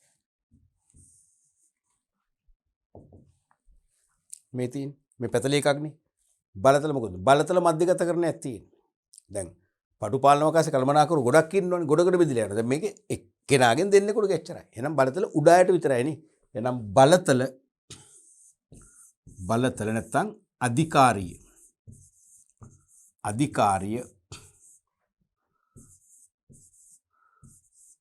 මධ්‍යගත කරණයට ලක් වී ඇත. හරිනේ. බලතල නැත්තම් අධිකාරිය මධ්‍යගත කරණයට ලක් වෙලා තියෙනවා. පල්ලෙහාට බලතල ගිහිල්ලා නැහැ. ඔන්න වගේ ගති ලක්ෂණ කීපයක්ම තියෙනවා පැතිලි පාලන අවකාශයක නම්. හරිද? රයිට්. අපි බලමු ඊළඟ ප්‍රශ්නෙත්. අධිකාරිය නැත්තම් බලතල දෙකම එකයි මතකනේ. ඔතොරට කියන එක අධිකාරිය නැත්තම් බලතල හා බලය පව අතර වෙනස හඳුන්වා දෙන්න. වෙනස හඳුන්වා දෙන්නකුත් කිසි වාදයක් නැහැ. මොකද කරන්නේ? ඡේද දෙකක සංකල්ප දෙක නිර්වචනය කරාම ඇති. මුලින්ම අධිකාරිය කියන්නේ මොකද්ද? කිසියම් තනතුරක නියැලෙන කෙනෙකුට යමක් කරන්න, යම් කෙනෙකුට අනක් දෙන්න, විධානයක් කරන්න, ඒ වගේම අනක් කරන්න, විධානයක් දෙන්න, නැත්නම් යම් සම්පත් බෙදහැරීමක් කරන්න. එක්ක සම්පත් බෙදීමක් කරන්න, එක්ක නියෝගයක් දෙන්න, නැත්නම් අනක් ලබා දෙන්න, එක්ක යමක් කරන්න. තේරුණාද? විධිමත් ලෙස නැත්නම් නීත්‍යානුකූල ලෙස ඉහළින් හිමිවන හිමිකම තමයි අධිකාරිය කියන්නේ. ඒ කියන්නේ ඉහළ තනතුරකින් තමයි අධිකාරිය දෙන්න ඕනේ. දැන් මම ඇසිස්ටන්ට් මැනේජර් නම් මට මැනේජර්ගෙන් තමයි අධිකාරිය ලැබෙන්න ඕනේ. මම ඇසිස්ටන්ට් ඇකවුන්ටන්ට් නම් මට ඇකවුන්ටන්ට්ගෙන් තමයි අධිකාරිය ලැබෙන්නේ. යමක් කරන්න පොදුලියෝ නැති යමක් කරන්න. යමක් කිරීමට නැත්නම් යම් තීරණ යම් නියෝගයක් දීමට ඒක සම්පත් බෙදා හැරීම සම්බන්ධ තීරණයක් දීමට ඒ එච්චර ඕනේ යමක් කිරීමට යම් නියෝගයක් දීමට හෝ යමක් කිරීමට ගුණ ඇති. යම් නියෝගයක් දීමට හෝ යමක් කිරීමට ඉහළ කළමනාකරණයෙන් විධිමත් ලෙස ලැබෙන හිමිකම තමයි. නැත්නම් නීත්‍යානුකූලව ලැබෙන හිමිකම තමයි අධිකාරිය කියන්නේ. බලය කියන්නේ මොකක්ද? බලයට පුළුල්ද පටුවිද? බලයට පුළුල්. දැන් බලය කියන්නේ ඒ තනතුර අනුව නීත්‍යානුකූලව හිමිවන අධිකාරියට අමතරව වෙනත් ක්‍රම ඔස්සේද යමක් කිරීමට ලැබෙන හිමිකම් සමූහයක් තමයි බලය කියන්නේ. හිමිකම්. දැන් තනතුර අනුව අධිකාරියක් ලැබෙනවනේ. දැන් මානව සම්පත් කළමනාකරු කිව්වම එයාට තනතුර අනුව එයාට සේවකයන් බඳව ගැනීමයි තියෙනවා. බලය තියෙනවා. තේරෙනවනේ සේවකයන් මාරු කිරීම බලය තියෙනවා. නමුත් වෙනත් මාර්ගවලින් විස්මිත වැඩ කරන්න පුළුවන් නම් අනුහස් බලයක් ලැබෙනවා. ඉහළ පෞරුෂත්වයක් තියෙනවා නම් ඒ නිසා පෞරුෂත්ව බලයක් ලැබෙනවා. එයාට දඬුවම් දීමේ බලයක් තිබෙනවා. එහෙනම් දඬුවම් දීම නිසා බලයක් ඇති වෙනවා. ඒ වගේ වෙනත් ක්‍රම වලින් ලැබෙන හිමිකම් සමූහයක් තමයි බලය කියන්නේ. බලය පුළුල්. බලය තුල අධිකාරියත් අනිවාර්යයෙන්ම අන්තර්ගතයි. නමුත් අධිකාරිය තුල බලය නැහැ. තේරුණානේ? රයිට්. අපි මෙහෙම ලියමු. මුලින්ම අධිකාරිය. අධිකාරිය. ඒ කියන්නේ යම් නියෝග දීමට හෝ යම් කාර්යයක් ඉටු කිරීමට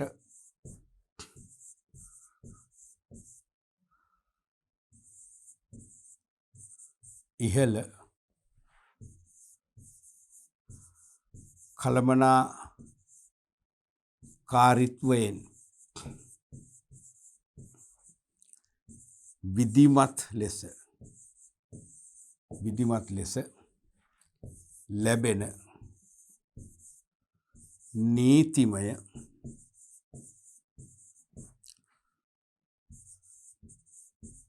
හිමිකම් කොහොමද අධිකාරිය කියන්නේ? පස්සේ බලය. තව ලකුණු දෙක ලියනකො වෙන් කරලා උත්තර දාසන්න. බලය. මෙහෙම ලියමු අපි.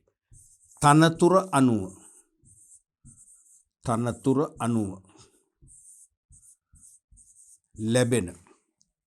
ලැබෙන හිමිකම් ඒකත් අයිතිය හිමිකම් වලට අමතරව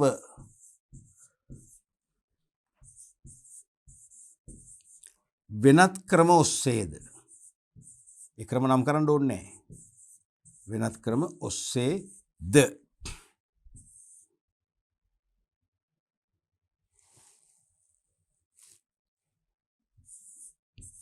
ලැබෙන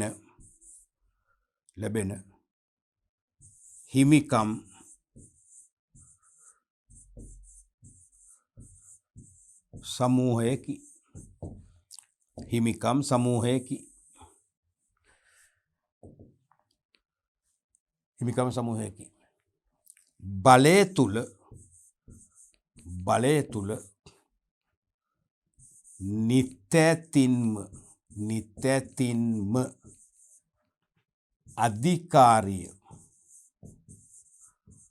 අධිකාරියද ඇතුළත් වේ. ඒ නිසා පුළුල් සංකල්පය තමයි බලය. ඒක ඇතුළේ අනිවාර්යයෙන්ම අධිකාරියක් තියෙනවා. රයිට්. අපි ඊළඟ ප්‍රශ්නෙත් බලමු.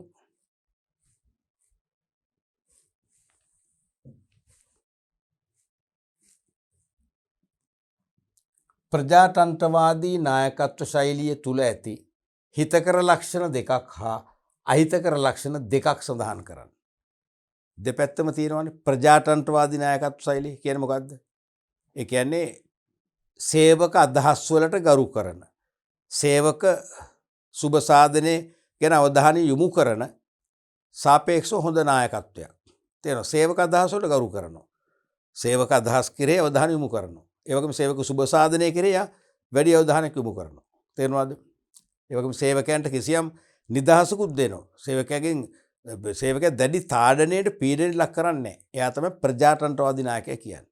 එබැවින් මේකේ දෙපැත්තම තියෙනවා. හිතකර ලක්ෂණක් තියෙනවා. හිතකර අනිත් පැත්තට අහිතකර ලක්ෂණක් තියෙනවා.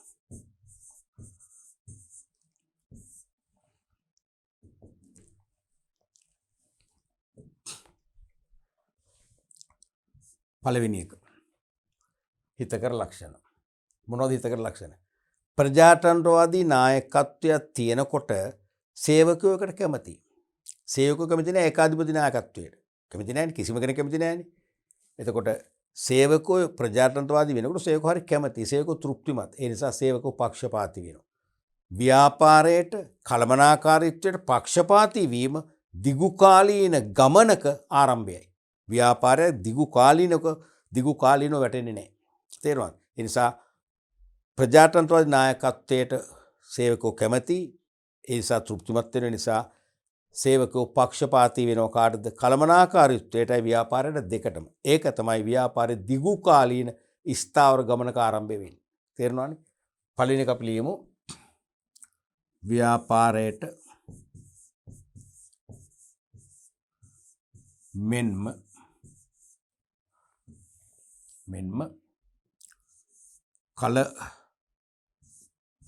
කළමනාකාරීත්වයට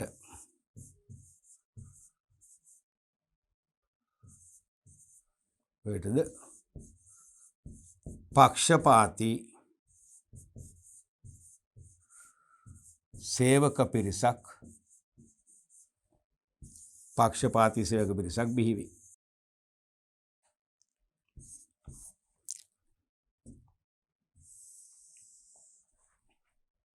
දෙවැනි එක තමයි දැන් පක්ෂපාතී වෙනවා කියන්නේ මේ සේවකයෝ කැමැත්තෙන් වැඩ කරන්නේ. ඒ කිසි වදයක් නැහැනේ.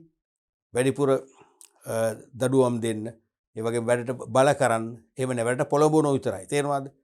ඒ නිසා සේවකයෝ කැමැත්තෙන් වැඩ කරනවා. ඒ කියන්නේ මොකද්ද? සොකී කැමැත්තෙන්. සේවක අභිප්‍රේරණය වෙනවා. ලියන්න දෙවෙනි එක සේවක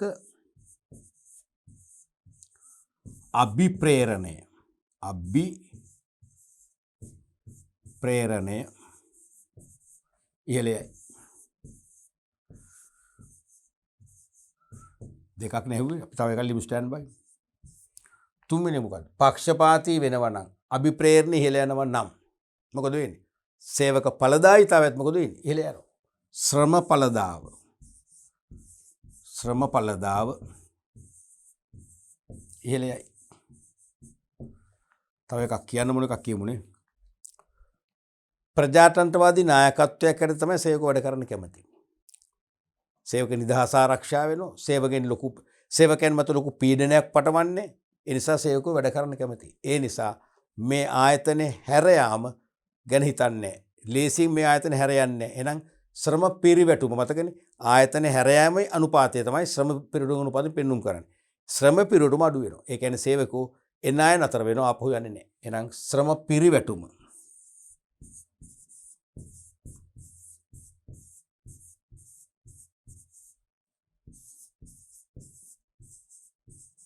පාලයයි. ඔය වගේ හිතකර වගේම අහිතකර ලක්ෂණක් තියෙනවා. පළවෙනි එක මොකක්ද? එකක් තමයි තීරණ ගැනීම පමා වෙන්න පුළුවන්.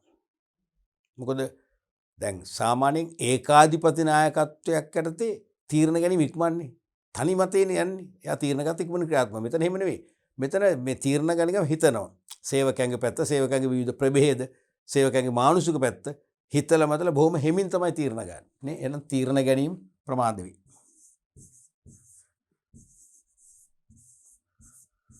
තීරණ ගැනීම ප්‍රමාද වේ. දෙවෙනි එක. අනිත් එක තමයි ගොඩක් වෙලාවට ව්‍යාපාරේ මොනවද මේවා ව්‍යාපාරික රහස් හෙළිදරව් වීම අවදානම් ඇති වෙනවා. ප්‍රජාතන්ත්‍රවාදයේ තියෙනවා වැඩිපුර ටෆ් මැනේජ්මන්ට් එකක් ගෙනියන්නේ. ඒ නිසා සේවකයන්ට නිදහස වැඩි. ඒ නිදහස වැඩි නිසා සේවකයෝ සමහරට එක එක තැන් හොයන්න පුළුවන්. කළමනාකාරීත්වයත් එක්ක සම්බන්ධකම් ඇති කර ගන්න පුළුවන්. කොහොම හරි ව්‍යාපාර රහස් හෙළිදරව් වීම අවදානමක් ඇති වෙන්න පුළුවන්. ව්‍යාපාර රහස්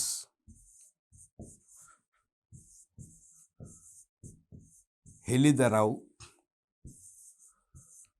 වීමේ අවදානම්. ඊළඟට දැන් තීරණ ගැනීම ප්‍රමාදයයි කියවනේ.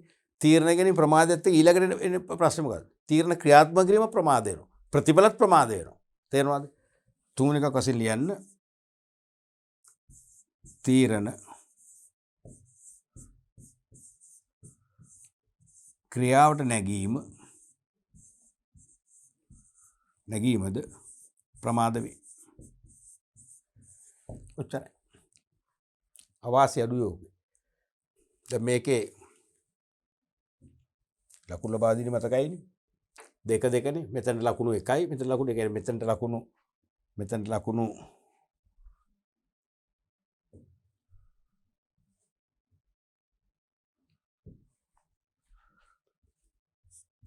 භාගය වැඩි කිරීම 2 සමානයි ලකුණු 1ක් ලැබෙයි. මෙතනටත් භාගය වැඩි කිරීම 2 සමානයි ලකුණු 1ක් ලැබෙයි. ඔක තමයි ගන්න. අපි බලමු ඊළඟ ප්‍රශ්නයත්. පහත දැක්වෙන රූප සටහන නිරීක්ෂණය කර සඵලදායි sannivedanayana පැහැදිලි කරන්න. පහත දැක්වෙන රූප සටහන නිරීක්ෂණය කර සඵලදායි sannivedanayana පැහැදිලි කරන්න. මේක හරියට ක්ලියර් ඇවිල්ලා නැහැ කමන්නේ. මේකෙදි මේ දෙපක්ෂයක් ඉන්නේ දෙපාර්ශ්වයක් ඉන්නවා. එතකොට මෙතන ඉන්නවා send මෙතන receiver ඉන්නේ මේ send කියලා අපි ගමුකෝ send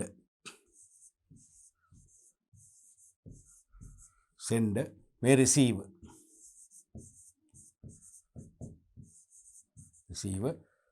එතකොට මේ දෙන දුරකථන සංවාදයක් නේ. එතකොට මේකෙන් පණිවිඩ එනවා. පණිවිඩ ආපහු යනවා ප්‍රතිඋත්තරනේ. දැන් දෙපාර්ශ්වයක් දැන් සඵලදාය සංනිවේදනයක් වෙන්නේ මොකද්ද වෙන්න ඕනේ? වෙන්න ඕනේ පණිවිඩ ලබා දී යුතු පාර්ශවයට පණිවිඩ ලබා දෙන්න පුළුවන් වෙන්න ඕනේ. ප්‍රතිචාර ලබා ගන්න පුළුවන් වෙන්න ඕනේ. එතකොට තමයි සඵලදාය වෙන්නේ. සඵල වෙනවා කියන්නේ මොකද්ද? සාර්ථක වෙනවා. දැන් මට පණිවිඩ ලබා දෙන්න ඕනේ අපි හිතමු යහන් කියලා පුද්ගලයෙකුට නම්. තේරුණාද? ඒ පණිවිඩේ වැරදිලාවත් මොන හරි තාක්ෂණික දෝෂයක් මත අපි හිතමු සෙල සුල තාක්ෂය අනු ජංගම දුරකථනෙන් නම් මම දෙන්නේ පණිවිඩය යහන් කියන මිනිස්සයව මම ඩයල් කරාම තේරුණාද? අපි හිතමු ඒකේ මොනිත් කියලා භූතයෙකුට නම් මොනිත් කියලා මිනිස්සෙකුට නම් පණිවිඩය යන්නේ සාර්ථක වෙන්නේ. යහන්ට යන පණිවිඩය මොනිට ගිහිල්ලා හරියන්නේ නැහැ නේ. යහන්ට ගියා කියමුකෝ. එයාගෙන් මට උත්තර දෙන්නේ නැහැ. එයා හිතනවා මොකටද මෙයාගේ මේ ප්‍රශ්නට උත්තර දෙන්නේ? මං උන්නේ සද්ද නැතුව ඔය කණී තියාගෙන ඉන්නවා. උත්තර එන්නේ නැහැ. ඒත් සප්‍රදායයි. උත්තරත් එන්න ඕනේ. තේරෙනවද? එහෙනම් පණිවිඩ ලැබිය යුතු පාර්ශ්වයට ලැබෙන්නත් සලස්සන්න පුළුවන් වෙන්නත් ඕනේ. ඒ ලබන්නා වෙතින් පණිවිඩ එවූ පාර්ශ්වයට ප්‍රතිචාර ලැබෙන්නත් ඕනේ. එහෙම ප්‍රතිචාර ලැබිලා අවසන් වෙනකොට තමයි ඒක සක්‍රීය නැත්නම් සඵලදාය සංනිවේදනයක් වෙන්නේ. තේරුණාද? එහෙනම් සඵලදාය සංනිවේදනයක් වෙන්නේ මොකද්ද වෙන්න ඕනේ? මේකේ ඉන්න ඕනේ පණිවිඩ යවන්නෙක් ඉන්නවා. ලබන්නෙක් ඉන්නවා. පණිවිඩ ලබා දීමක් වෙනවා. හරිද? ඊට පස්සේ මොකද වෙන්නේ? පසු පෝෂණය මේ ප්‍රතිචාර ලැබෙනවා. ෆීඩ්බැක් කියලා දෙන්නේ. ප්‍රතිචාර ලැබෙනවා. ප්‍රතිචාර ලැබුණොත් පස්සේ තමයි සඵලදායි වෙන්නේ. ඔය හතරම ලියවෙන්න ඕන. තේරෙනවද? පළවෙනි එක තමයි පණිවිඩ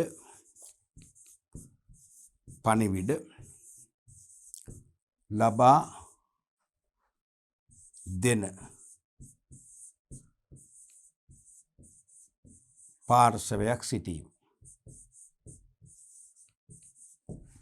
දෙවැනි එක තමයි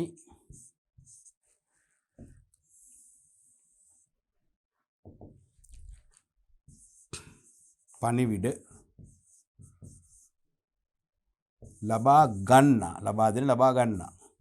ලබා ගන්නා පාර්ශවයක් සිටීම. තුන්වෙනි එක තමයි පණිවිඩ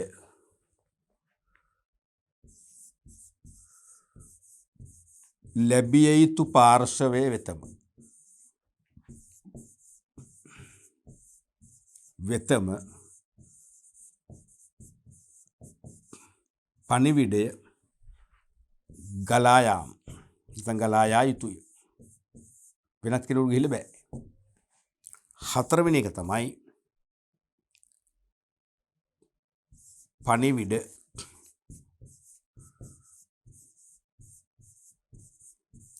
යවූ පාර්ශවය වෙත පණිවිඩ ලද පාර්ශවය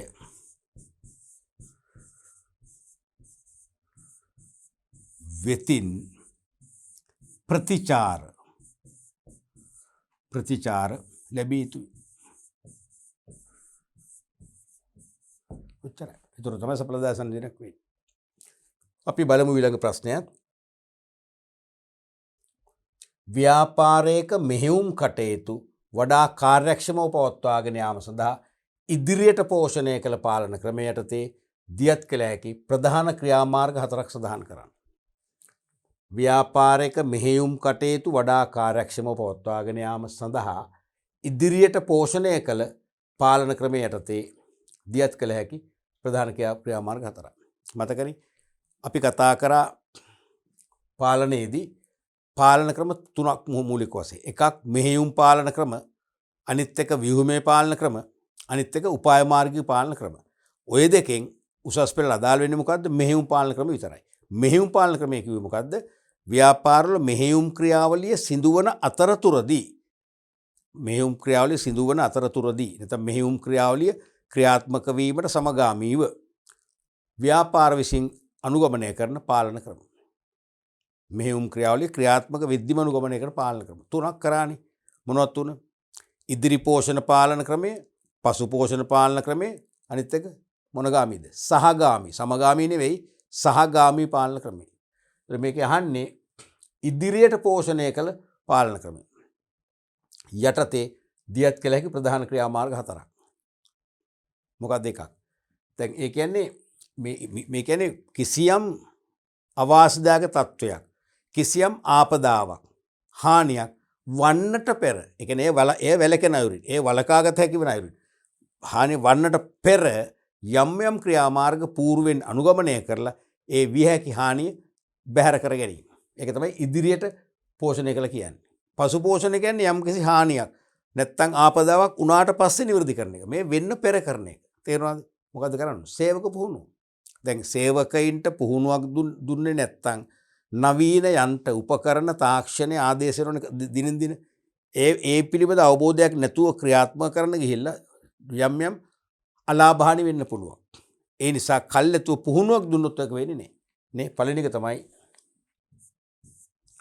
සේවක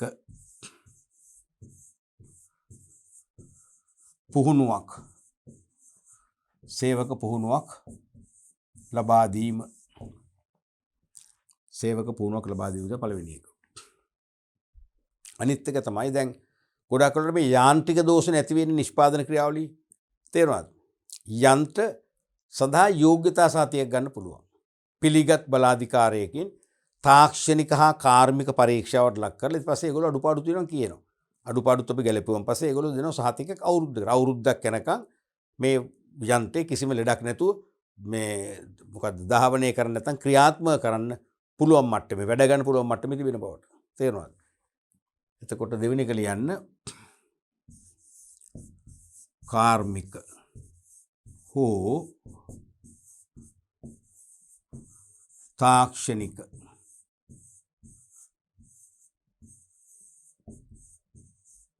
පරීක්ෂාවකින් පසු योग्यता फिटनेस सर्टिफिकेट කියලා කියන්නේ කිසි ෆිට්නස් සර්ටිෆිකේට්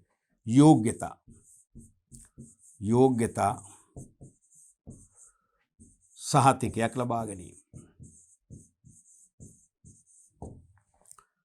ඔය බර වාහනේම තියෙන බහන ප්‍රවාහන කරන බර වාහන හෙවි වෙහිකල් බර වාහන බාහිර අවුරුදු හැම වාහනයක්ම අවුරුදු පතා ලියාපෙන්ච අලුත් කරනවානේ ආදායම් බල පත්‍ර ගන්න කියලා කරන්නේ ඒකනේ. ලියාපෙන්ච අලුත් කරනවා. ඒ ආදායම් බල පත්‍රය ගන්නකොට යෝග්‍යතා සහතිකයක් දෙන්න ඕන. පිළිගත් බලාධිකාරිය. යෝග්‍යතා සහතිකය නැත්තම් දෙන්නේ නැහැ මේ ආදායම් වල පත්‍රය. දැන් අපිට අපේ බර වාහන නෙමෙයි ඔයාලා පාවිච්චි කරන සැහැල්ලු වාහන. ඒකට ඕනේ. ඒකට මොනවද දුම් සහතිකේ. එයා මිෂන් සර්ටිෆිකේට් එකයි වායු විමෝචන සහතිකයයි රක්ෂණ සහතිකය දුන්නා පුළුවන් කරගන්න. තේරුණාද? අරකේ තව අමතර එකක් කරන යෝග්‍යතා සහතිකය. මොකද බර භාණ්ඩ ප්‍රවාහනය කරන බර වාහනයක් කියන්නේ ඒකේ කාර්මික දෝෂ යාන්ත්‍රික දෝෂ තිබිලා හානියක් වුණොත් සමහර ලොකු අනතුරක් වෙන්න පුළුවන්. පාරේ ගමන් කරන වෙනත් වාහන වලට හානි වෙන්න පුළුවන්. ඒ නිසා ඒක නියමිත ආකාරයෙන් ධාවනය කරන්න පුළුවන් මට්ටමේ කියලා ගේනුණු සහතිකය. තුන්වෙනි එක තමයි මේ බාහිර පරීක්ෂණ ආයතනයකින් පරීක්ෂණ කරගන්නව හරි නොකර හරි කමක් නැහැ. ආයතනයට පුළුවන් නියම වෙලාවට යන්ත්‍ර පරීක්ෂාවට ලක් කරන්න. ගෙවි යන කොටස් මාරු රිප්ලේස් කරන්න. දැන් හිතන්න ටොයෝටා වර්ගයේ වාහනවල තියෙනවා ටයිමින් බෙල්ට් කියලා එකක්. මට ඒක තාසන තේරෙන්නේ නැහැ. ඔය මේ ටෙක් සෙක්ෂන් එක සර්ලා කො දන්නවා. ඒ කියන්නේ ටයිමින් බෙල්ට් එකෙන් තමයි එන්ජින් එකේ උපකොටස් ගණනාවක් තියෙනවනේ. ඒ කොටස් ක්‍රියාත්මක කරවීම එක එක වෙලාවල වලට කරන්නේ. පළවෙනි තප්පරයේදීම සීලම කොටස් ක්‍රියාත්මක වෙන්නේ නැහැ. 1 2 තප්පරෙන් භාගේ ඒ වගේ ඒක ටයිම් වල එක එක කොටස් ඒ අවස්ථානුකූලව සක්‍රිය කරලා සමස්ත එන්ජින් එකේ දහවන වේගයේ සාමාන්‍යතරපත් කරන්න උදව් වෙනවා ටයිමින් බෙල්ට් එක. ටයිමින් බෙල්ට් එක කැඩුනොත් දහවනය වෙන අතර ස්ටාර්ට් එකේ තියෙද්දි එන්ජින් එකට ලොකු හානියක් වෙනවා. අපි එන්ජින් එක සීස් කරනවා කියන්නේ ඒක විශාල මහානියක්. මුලින් ඉඳන් ඕවරෝල් රිපෙයාර් එකක් කරන්න ඕන. සති 2-3ක් එකට යනවා. තේරෙනවා විශාල මුදලක් අය කරනවා ඒ දේ කරන්න. සමහරට ලක්ෂ 4-5ක් අද ගන්නවා. ඊට ලාභ ඒක සාමාන්‍ය කියන්නේ ජපන්නු කියන්නේ කිලෝමීටර් ලක්ෂයකට පස්සේ මාරු කරන්න කියලානේ. ඒ ජපානයේනේ. ජපානයේ දේශගුණය පාරවල් වල ස්මූත් බව එක්ක පුළුවන් මෙහෙ ලක්ෂයක් තියන්න හොඳ නෑ. මමත් කාලේ පාවිච්චි කරලා ටොයෝටා වාහන මම සාමාන්‍ය 75000 80000 වෙනකොට කෝකට සූදානම් ශරීරයකට ඕක මාරු කරනවා. මොකද ඕක දහවනේ වෙද්දි කැඩුනොත් එහෙම මුළු එන්ජින් එකම විනාශ වෙලා යනවා. එන්ජින් එක අලුතෙන් තියන්න වෙනවා. තේරුණාද? ඒ වෙනකොට මම මොකද්ද කරන්නේ? දැන් ටයිමින් බෙල්ට් එකයි තියෙන්නේ රේසර් දෙකයි මට මගේ මතක හැටියට. පැය එකහමාරක් වගේ යනකොට ගලවලා මුළු එන්ජින් එකම ගලවන්න ඕනේ නැහැ එතකොට. ගලෙව්වා කොටසක් ගලවලා අර මොකද බෙල්ට් එකයි රේසර් දෙක දැම්මා. වැහුව දුන්නා. සමහරට දැන් අද වීදම ගත්ත රුපියල් ඕන 10000ක් 15000ක් යයි පැය එකහමාරයි. කිසිම දෙයක් වෙන්නේ නැහැ. ආයිත් කිලෝමීටර් 75000ක් ෂුවර්නේ. නමුත් කැඩුනම් පස්සේ හදුනම මොකද වෙන්නේ? ලක්ෂ ගාණක් යනවා. තේරුණාද? ඒ වගේ මෙහෙම ලියමු යන්ත්‍රවල ගෙවි යන කොටස්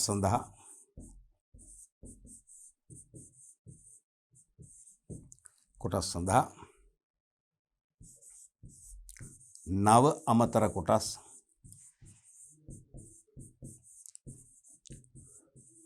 ආදේශ කිරීම. නව අමතර කොටස් ආදේශ කිරීම. ඔව්. ඕකේ තව එකක් අපිට ලියමු 4ක් වෙන්න.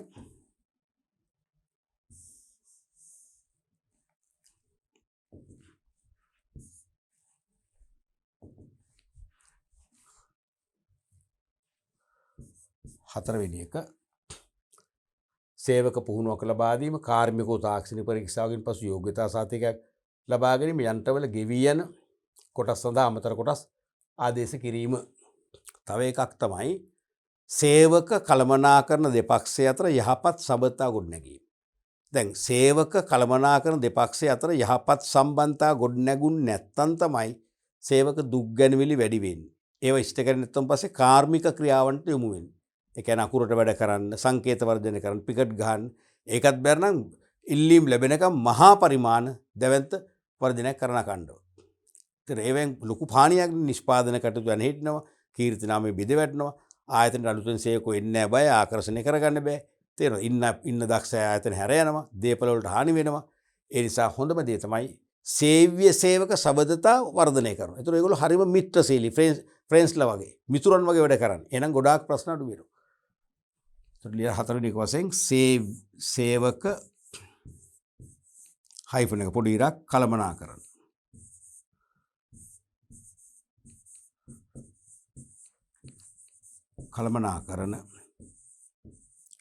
සබඳතා වර්ධනය කිරීම.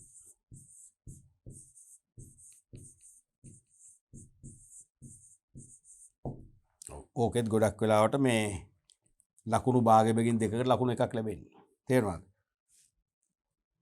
භාගය වැඩි කිරීම 2 සමානයි ලකුණු 1ක්. එහෙම නැත්නම් සමහරට මේකට ලකුණු 2ක් ලැබෙන්නත් පුළුවන්. සමහර කරුණු දෙක එක ගන්න ලැබෙන්නත් පුළුවන්. ඒක ඉතින් අර මේකත් එක්ක ලැබෙන ඊළඟ ප්‍රශ්න කොටස කැපැසිටි එකක් තමයි ඒක තීරණය වෙන්නේ. අනිත් එක කැපැසිටි එක වැඩි නම් සමහරට මේකේ ලකුණු එකක් දෙයි. කැපැසිටි සමාන නම් ඒකටත් දෙකක් මේකටත් දෙකක්. එහෙමනම් හෝ කියලා අපි දානවා හෝ එක වැඩි කිරීම 2 සමානයි ලකුණු 2 ලැබෙන්නත් පුළුවන්. පැහැදිලිනේ? අපි ඊළඟ ප්‍රශ්නට යමු. ඉදිරියට පෝෂණය කළ පාලන ක්‍රමයේ ඇති වාසි 2ක් සඳහන් කරන්න. ඉදිරි පෝෂණ පාලනය. ෆීඩ් ෆෝවර්ඩ් කන්ට්‍රෝල් සිස්ටම් එකේ. ෆීඩ් ෆෝවර්ඩ් කන්ට්‍රෝල් සිස්ටම් එකේ. ඉදිරි පෝෂණ පාලනය. නැත්නම් ඉදිරියට පෝෂණය කළ පාලන ක්‍රම. ඒ කියන්නේ යම් හානියක් ආපදාවක් වන්නට පෙර ඒ වළකාගත හැකි වන අයුරින් යම් ක්‍රියාමාර්ග ගැනීම. නේ? වැළැක්වීමේ පාලන ක්‍රමය කියන්නේ තෝකයි. වළකා ගැනීමේ පාලන ක්‍රමය කියන්නේ තෝකයි. වැළකුම් පාලන ක්‍රමය කියන්නේ තෝකයි. වැළකුම්. මොනවද වාසි? දැන් මං කිව්වට අර වාහන එන්ජින් එකේ ටී බෙල්ට් එක අපි කල්ැතුව කිලෝමීටර් 5000 10000ක් කලින් කල්ැතුව කෝකටත් කියලා රිප්ලේස් කරගත්තොත් වෙන ඩැමේජ් එක අඩු වෙන්නේ. වෙන හානිය පාඩුව ඉතාම අඩු වෙන්නේ. තේරුණා? නැත්නම් හානිය වැඩි වෙනවනේ. තේරුණාද? ඒ වගේම ව්‍යාපාර කටයුතු ඇනහිටීම මගින් වෙන පාඩු තවත් අති විශාලයිනේ. දැන් යන්ත්‍රෝපකරණ ඒ වගේ ඇනහිටියොත් ඒ යන්ත්‍ර රිපෙයාර් කරන සති 2ක් 3ක් යනවනම් මුළු ප්‍රොඩක්ෂන් ලයින් එකම වහන්න වෙනවා. නිෂ්පාදනය අඩු වෙනවා. වෙළඳ පොළ ඇනෝම් ඉෂ්ට කරන්න බැරි වෙනවා. ඒ නිසා වෙළඳ පොළේ විශ්වාසය පළුදු වෙනවා. ඒ නිසා අපේ ගනුදෙනුකරු වෙනත් ආදේශක වලට යොමු වෙනවා. එහෙනම් අපේ වෙළඳ පොළ කොටස ටික ටික ක්‍රමයෙන් අඩු වෙනවා. තේරෙනවද? ගොඩාක් ප්‍රශ්න ඇති වෙනවනේ. ඒකක්වත් ඇති වෙන්නේ මේ ඉදිරි පෝෂණ කර පාලනය මගින්. එහෙනම් එකක් තමයි මෙහෙයුම් කටයුතු නැත්නම් මෙහෙයුම් ක්‍රියාව මෙහෙයුම් කටයුතු අකණ්ඩව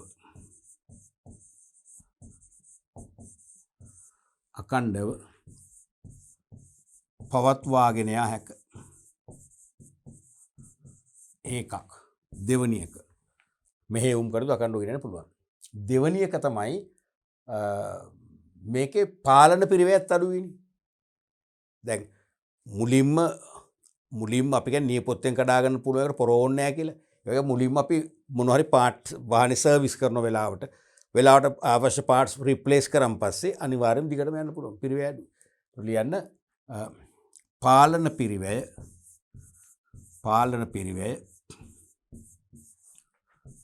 අවම වේ.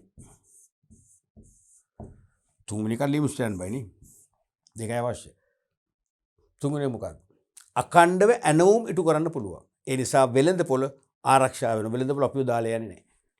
අකණ්ඩව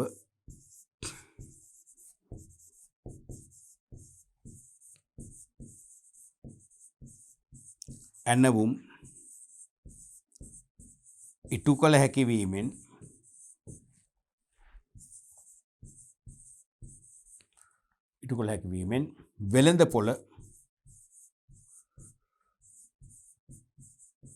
වෙළඳ පොළ ස්ථාවර වේ.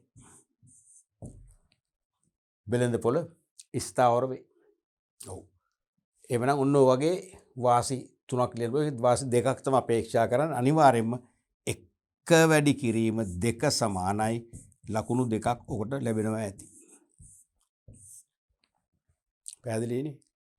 ඔව් දරුවනේ අපි අද පාඩම් පරිච්ඡේදයෙන් කළේ කළමනාකරණයට අදාළව ව්‍යුහගත ප්‍රශ්න පත්‍රයට සූදානම් කිරීමට අවශ්‍ය ආදර්ශ ප්‍රශ්න කීපයක් සාකච්ඡා කළා. 2022 සහ 23 විභාග අනුමාන කරලා හදපු හොඳ ව්‍යුහගත අභ්‍යාස කීපයක් සාකච්ඡා කරා. මේ වන විට සමස්තයක් වශයෙන් විභාග ප්‍රශ්න සහ ආදර්ශ ප්‍රශ්න තුලින් ව්‍යුහගත ප්‍රශ්න පත්‍රයට ලිවීමට අවශ්‍ය ලිවීමේ තාක්ෂණය, ලිවීමේ මානසිකත්වය ඊටාම නිර්වුල් ලෙස මම හිතන්නේ ඔබ ප්‍රත්‍යක්ෂ කරගෙන හමාරයි.